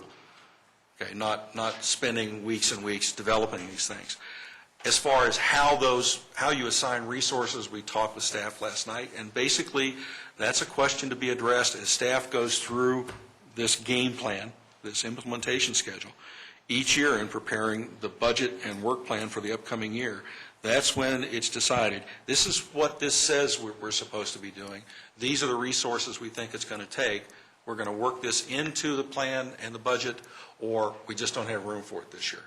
But that's the kind of detail that has to be developed by staff according to their perceived priorities and budget. The answer is detail. And Michael, I'm speaking for you, and I'm sorry. So the answer is detail comes from staff? Well, I would, jumping ahead a little bit, one of the things, once we have a newly seated council that I'm going to be talking with you about, is having a goal-setting retreat at some period. And I think I would just put one level above that for the city council to identify whatever its top goals are for the next 2 years while that council is seated, assuming that implementation of this plan, should it be adopted in whatever fashion, that will be a directive to the staff. And then what was just Dave just described will then carry on between then from Glenn and myself and others looking at what that work plan is, and then we would come back to you and say, here's how we've interpreted that goal and the specific objectives that you've identified, and we would come back to you. Because it is city council at the end of the day. I understand some of that.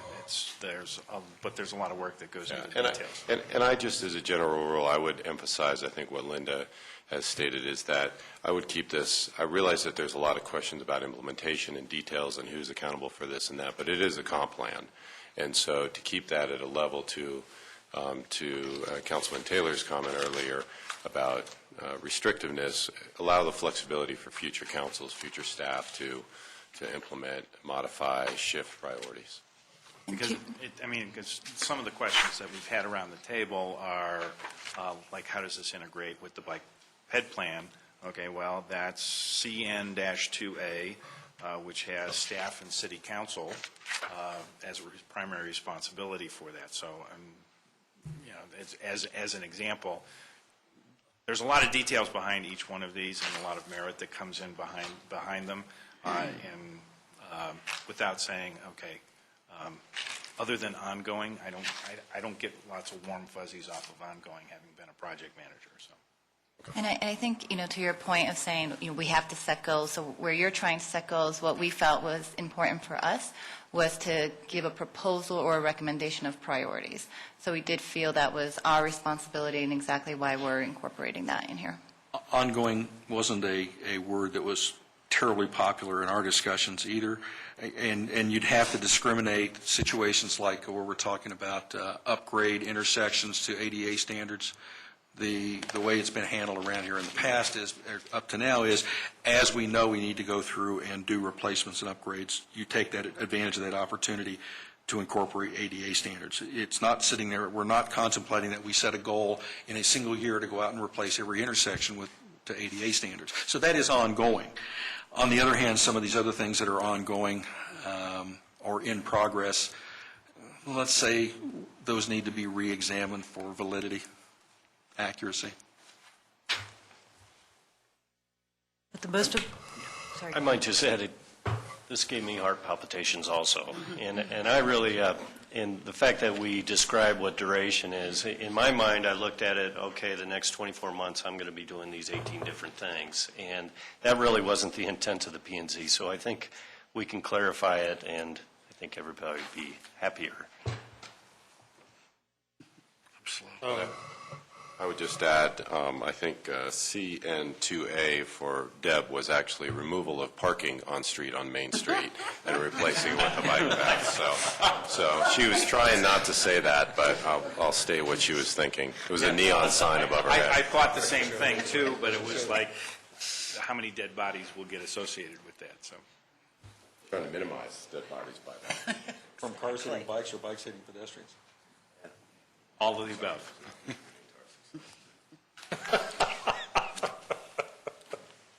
Bruce, do you want to contribute to our success? Oh. I think it's completely handled at this point.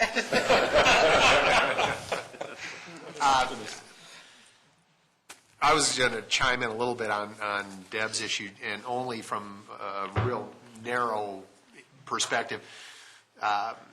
We had John Brackney come in and say he's kicking in money for the Fine Arts Committee, which the Fine Arts Committee is going to use to purchase artistic bike racks, which they intended to place on Main Street. But listening to what you're saying, Glenn, it may make more sense for those to be on the feeder streets, like a Curtis or a Nevada, if, again, just what you said, if the intent is you come off the Littles Creek Trail, you park your bike and you walk to downtown 2 blocks away, it might be more advantageous.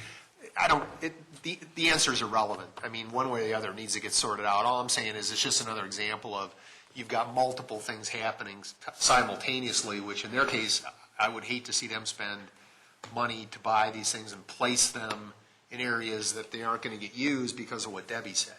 So however you guys work through those issues, on the staff side and present a recommendation which council can approve, as opposed to work on. Right. That'd be great. Yeah. Well, Main Street's still the destination. I think my point is you may not be able to ride down Main Street to get to a bike rack. Which is my point. I mean, if that's the case, the destination, the bike rack may need to be a block off Main Street so that you can avoid, if that's what ultimately is decided to happen. But I'm saying that the two things sort of, and I'm sure there's many, many more, need to sort of happen simultaneously as opposed to in a linear fashion. The public comment that we heard recommended putting bike racks on Main Street over and over. Mainly for visibility. Bicyclists are reluctant to walk too far out of sight of their bicycles. So then the conundrum is, so do you sacrifice sidewalk space for pedestrian walking or the supplementary, the supporting activities we're looking to promote downtown? Or, God help us all, do you take a couple of parking places out and put them there? But those three issues are going to have to be balanced. No, I agree. And I'm not trying to solve the problem. I'm just saying it's just an acknowledgement that there's a lot of parenthetical issues around the main issue of quote-unquote parking or bike ped. And it's just one example of, you know, multiple layers to the onion, I guess. All right. Planning Commission, when you get a rezone in front of you, and in the communication that comes from the staff and the proposal that comes from the developer, which pages of the comp plan are valid for them to cite as policies and goals or attributes of the comp plan that they're meeting? It's the policy and goals. Okay. And so that's it. It's, you know, a lot of the other materials should not, and correct me if I'm wrong, should not come into play unless it's the goals and policies. So where does it say that in the comp plan? And how do we handle that? Because It says it in the overview a little bit. Pardon? In the overview on page 13, it says it should be it's the fundamentals, it included the vision and framework instead of the fundamentals. Is that what you mean, Linda? On page 13, first paragraph. Are you asking, wouldn't it be in the ordinance where the rezoning ordinance? Yes, Well, in the city code. The rezoning ordinance says, for instance, that PDs should match the intent of the comprehensive plan. Yeah. So which pages reflect the intent of the comprehensive plan?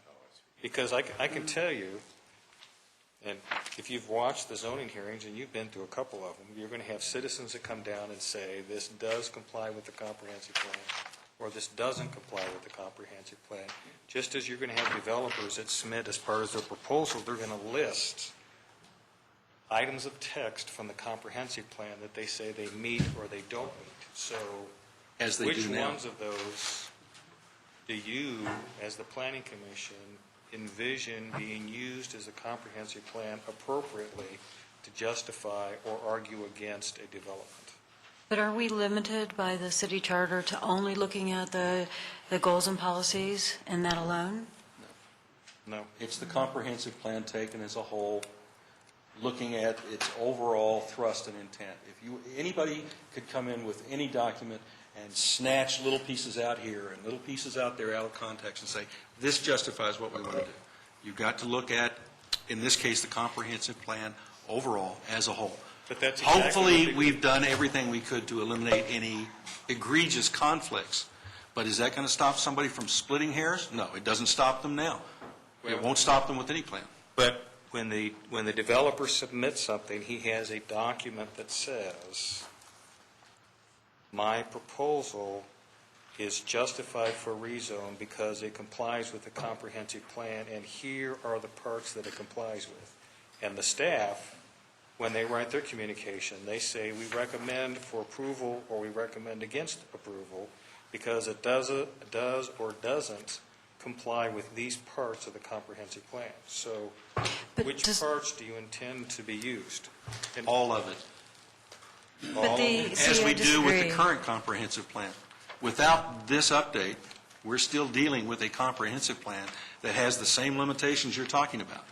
They can cite the overall thrust, they can cite individual details to take us away from that. It's up to the Planning Commission to evaluate, are those 4 points alone enough to overcome the fact that in other elements of this plan, you're undermining the overall intention and direction of comprehensive plan. Okay, so if you have a developer that comes in and says that they comply with goals and policies S-2B 22, which says submit information about sustainability to the local media and direct readers to more information on the web. So they set up a website, they make some press releases to the media, and they list that as a goal and policy of the comprehensive plan that they've complied with, and therefore you, the Planning Commission, should approve their development. Is that your intent? If all they have done is provided information and they haven't complied with the rest of it about what that information is supposed to do, it isn't consistent with the rest of the plan, the comp plan, it isn't consistent with their plan, it's merely well, we did this, we sent some information out. And I'd say they have not honored even the letter of the comp plan, much less the intent. Well, no development is going to be able to comply with every policy, so they pick the ones that they think represent their project and is enough as a justification, and you as the planning commission and we as the council and the citizens that appear at the hearings all use this document to figure out whether this is an appropriate rezone application or not. We do, but the statement, if we do look back on page 13, the statement in that first paragraph states that, yes, it is the goals, policy, implementation strategies when combined with the overall vision and framework. And so that alludes to looking at the intent, the true intent of the plan as a whole, not just one individual sentence. So that's where I think we are, let's say, covering ourselves to say the intent of the plan needs to be considered as well. If we're saying we should develop a comprehensive plan that eliminates any need for analysis, subjectivity, relativity, or in the end, judgment, then we need to take a totally different approach to comp plan and eliminate the human element altogether. And I don't think that's going to happen. I don't think that's what you're looking for. I'm a little confused here, because that whole section on sustainability It's for the city. relates to the city modeling and communicating practices, et cetera. So when you get down to S2 and the subparts there, that's what is going to be provided to citizens. I don't see this particular. It's probably just an inappropriate example. I'm sure the mayor could come up with other items. But one of the reasons why we included sustainability in it is because when our initial meetings with City Council, you recommended it, and one of the things that we are going to consider as we develop the other comprehensive plans or the other neighborhood plans is that, or is there something in this plan that we need to pull out and incorporate into the global document? No, it's good. I'm just saying that Doug's example doesn't seem to me to relate to the issue that he raised. That's what I'm saying. And on the larger issue, this is an update to the downtown neighborhood. So aren't the main points, and I'm sorry I didn't bring the current comp plan with me, aren't the main goals and so forth that are in there still applicable? Until you approve this plan. No, for the whole comp plan. There are things for the whole city that are in there that I would assume would be relevant if somebody submits a project. Then there are specific things here that replace that specific section of the comp plan. As this document, the development of this document has gelled in the last few months, in the rush to get this done, we didn't do a very good job of explaining to the community as a whole what the foundation for this document is, and it is the existing comp plan. If you go back and look at specific goals or policies for the central area and then community-wide section as well, because this, as several of you pointed out, goes beyond what normally would be in just the downtown area, because we are trying to look ahead for community-wide issues that we're going to have to address. But as we went through it, if you go back through that existing document, you're going to find a lot of continuity between what that existing, the 1981 with its revisions says, what major elements in that, and what's in here. You'll also find some things that were set up as goals in 1981 that still haven't been achieved, and we've reiterated them here. Rarely you'll find conflicts. There were two different policies or goals about Rio Grande. One said develop it as a totally pedestrian-oriented, pedestrian-only access. The other one said develop it as a four-lane parkway. So, but generally, I think the community needs to understand that we didn't pull this out of the sky. This stands on the basic elements of the 1981 comp plan. There is a line, a thread of continuity that runs through the two documents. And there's a lot of differences between the 1981 comp plan and what we developed here, but I want to go back to Doug's point. In the Declaration for Public Policy for Rezoning, it specifically says, the council has determined that the official zoning map should not be amended unless the amendment is consistent with the goals and policies of the comprehensive plan. So it's very specific about the goals and policies, so I disagree with Dave. I think when we look at that, and I don't know, what the legal interpretation is, but to me, it's the goals and policies that are the most important. And I see your point with regard to the sustainability goals, but, I think one of the planning commissioners would argue we need to look at the plan as a whole. We incorporated economic development and sustainability, and some of those goals might encourage some developers to come into the downtown area that would normally not go into the downtown area or look for some development. Debbie? Well, this comp plan, like the other, does have that gray area where it can be, interpreted what someone may think is a definition of one word,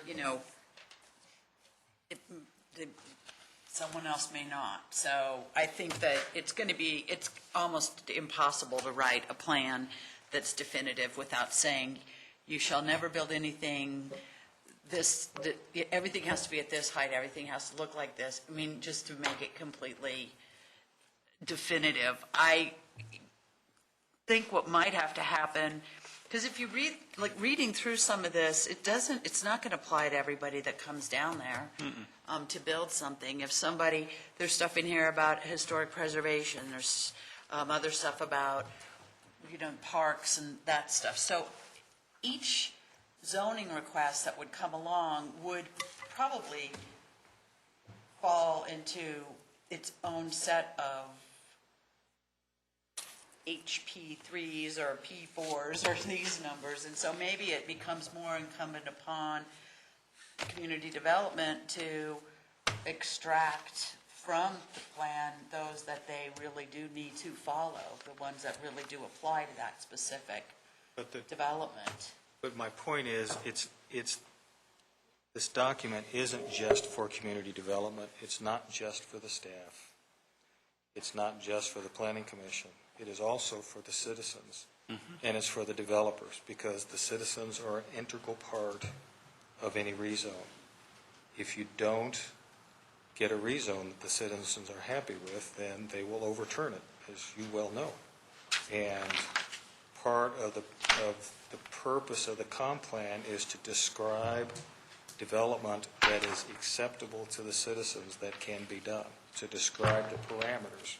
And if you have a document that has a bunch of stuff in it that isn't related to the issue at hand, which is those things that the comp plan is used for, which is rezone, it's for conditional use, it's for exemptions and waivers to design criteria and the subdivision regulations, it's for some very specific things. The more stuff you put in here that has no function, no relationship to any of the purposes of the comp plan, the harder it is for everybody to read it. And if you've got 6 pages of policies and goals in a 50-page document, then somebody has to sit down and figure out which parts of this apply. And when you hand it to the citizens and they ask you, how do I speak at a zoning hearing? What do you tell them? Ignore all the pages, just look at page 10 through 17 and forget all the front pages and all the back pages? There are pages in the existing comp plan that do the same thing that a lot of the pages in this comp plan do. They explain how this effort came about, what went into it, what was considered important, who was consulted, how it came together, how all this stuff was mediated, and then provides things like the list of definitions, as we have in the zoning ordinance.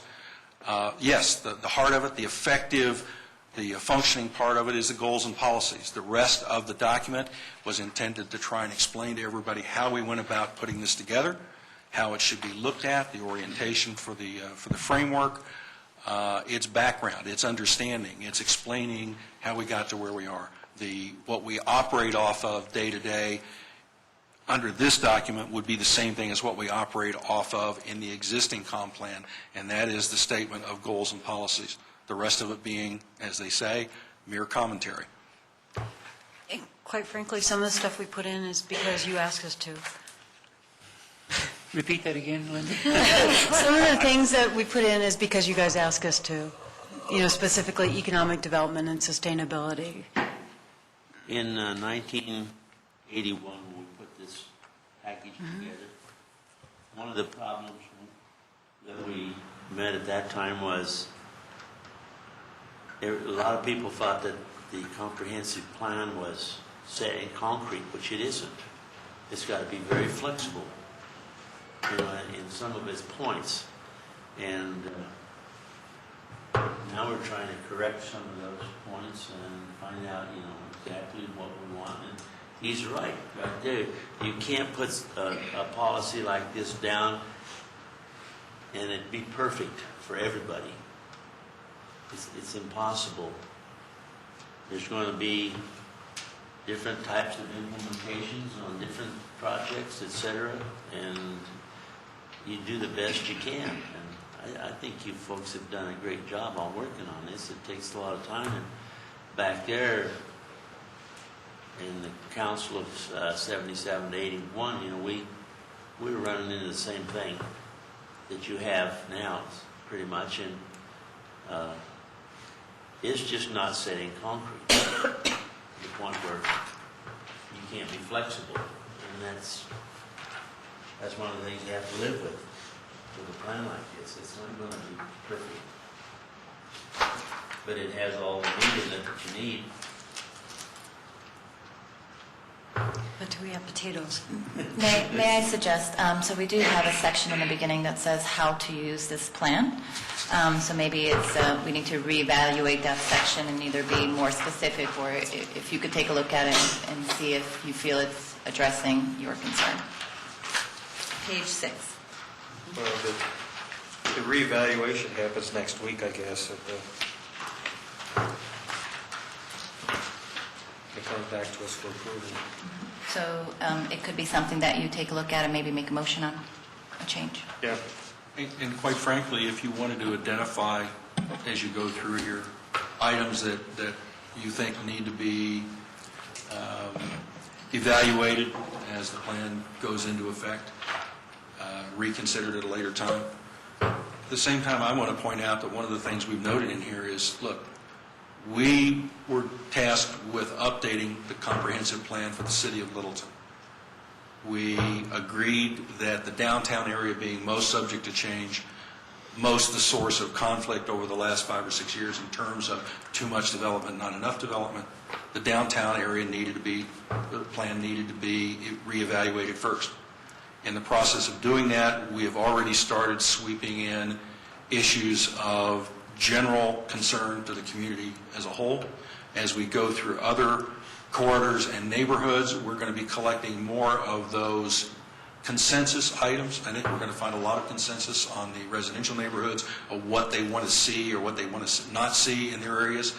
At some point, we're going to have to reevaluate all that and decide how much of that needs to be in the community-wide section of the comprehensive plan, as it is in the current plan, versus what needs to be addressed according to individual idiosyncratic desires for individual neighborhoods. So if you went to look for the neighborhood plans that were developed in the late 70s and then pulled together as a comprehensive plan with a citywide section that captured all of those common desires and elements, then you're going to find exactly what I think you'll find with this plan once we complete the process, that this particular section will lose a lot of its elements to the community-wide section. That'll give us an opportunity to consolidate some of the concerns you have based on testing them, how well they work. It's really no different a process than what we went through 30 years ago. Okay, any other questions? Peggy? Scribbling. I appreciate the responses to the bunch of things that I asked, even in the supplementary ones, and generally I'm okay. But on page 35, which refers to Appendix 8 and 9, and page 35, number In the book? in the book? Oh, that's Appendix B, the downtown's future. Want to discuss that? What we had voted on in the Planning Commission is if staff felt comfortable eliminating this, we felt comfortable supporting the elimination, because what we wanted to make sure is that we included all of the goals. Everything that's in Appendix B was actually included in the goals and policies. So if staff makes that determination, it can be deleted. Well, aren't these things on page 35 still relevant? Well, they're included in the most, we think everything is included in the goals and policies. They are relevant, but they don't need to be here in the plan. It was a leftover from an earlier iteration of this plan? So it's not going to be in this? If staff makes that determination not to include it in the plan, then it shouldn't be in the plan. We decided several weeks ago, since it seemed to overlap a lot, then unless there's something in there that's really critical in the way of a goal or a policy, there's no need for it. And what we ought to do is extract those critical goals and policies, insert them in the goals and policy section, and eliminate the confusion with Appendix So B. the appendices are not going to be in the plan? Just Appendix B. Pardon? Just Appendix B. Would not be. Would not be. That's what we're saying. Oh, none of B would be. None of B. Okay, so then my comment on that doesn't matter. Okay. It wouldn't be. And we do think that everything is included, it requires that final determination. So what we're going to get next Tuesday, because we've tabled this plan, what we're going to get next Tuesday is a plan that has Appendix B in it. So we will Right. have to move to remove Appendix B Doug? as part of the... Doug, could I make a suggestion? We got this 12-page document by email today, and then it was handed out later tonight about the responses that the Planning Commission has made. We've had a lot of discussion on lots of things tonight, and last week the Planning Commission provided us with I think it was 7 amendments they wanted to make to it anyway. Could I suggest that next week at our regular meeting that we make motions to either eliminate, change, whatever, and vote it either up or down, and not adopt the plan itself until November 1st, and then let it come back to us with all those changes that we are going to be doing as a final document, so we can see it in its entirety on November 1st to vote on the plan at that time. That gives us the opportunity next week to make all the amendments we want to make to it, additions, corrections, eliminations, whatever. And then in 2 weeks from next week, on November 1st, we'll have a document that will have everything outlined in there that we voted on, that we want to see the Planning Commission adopt.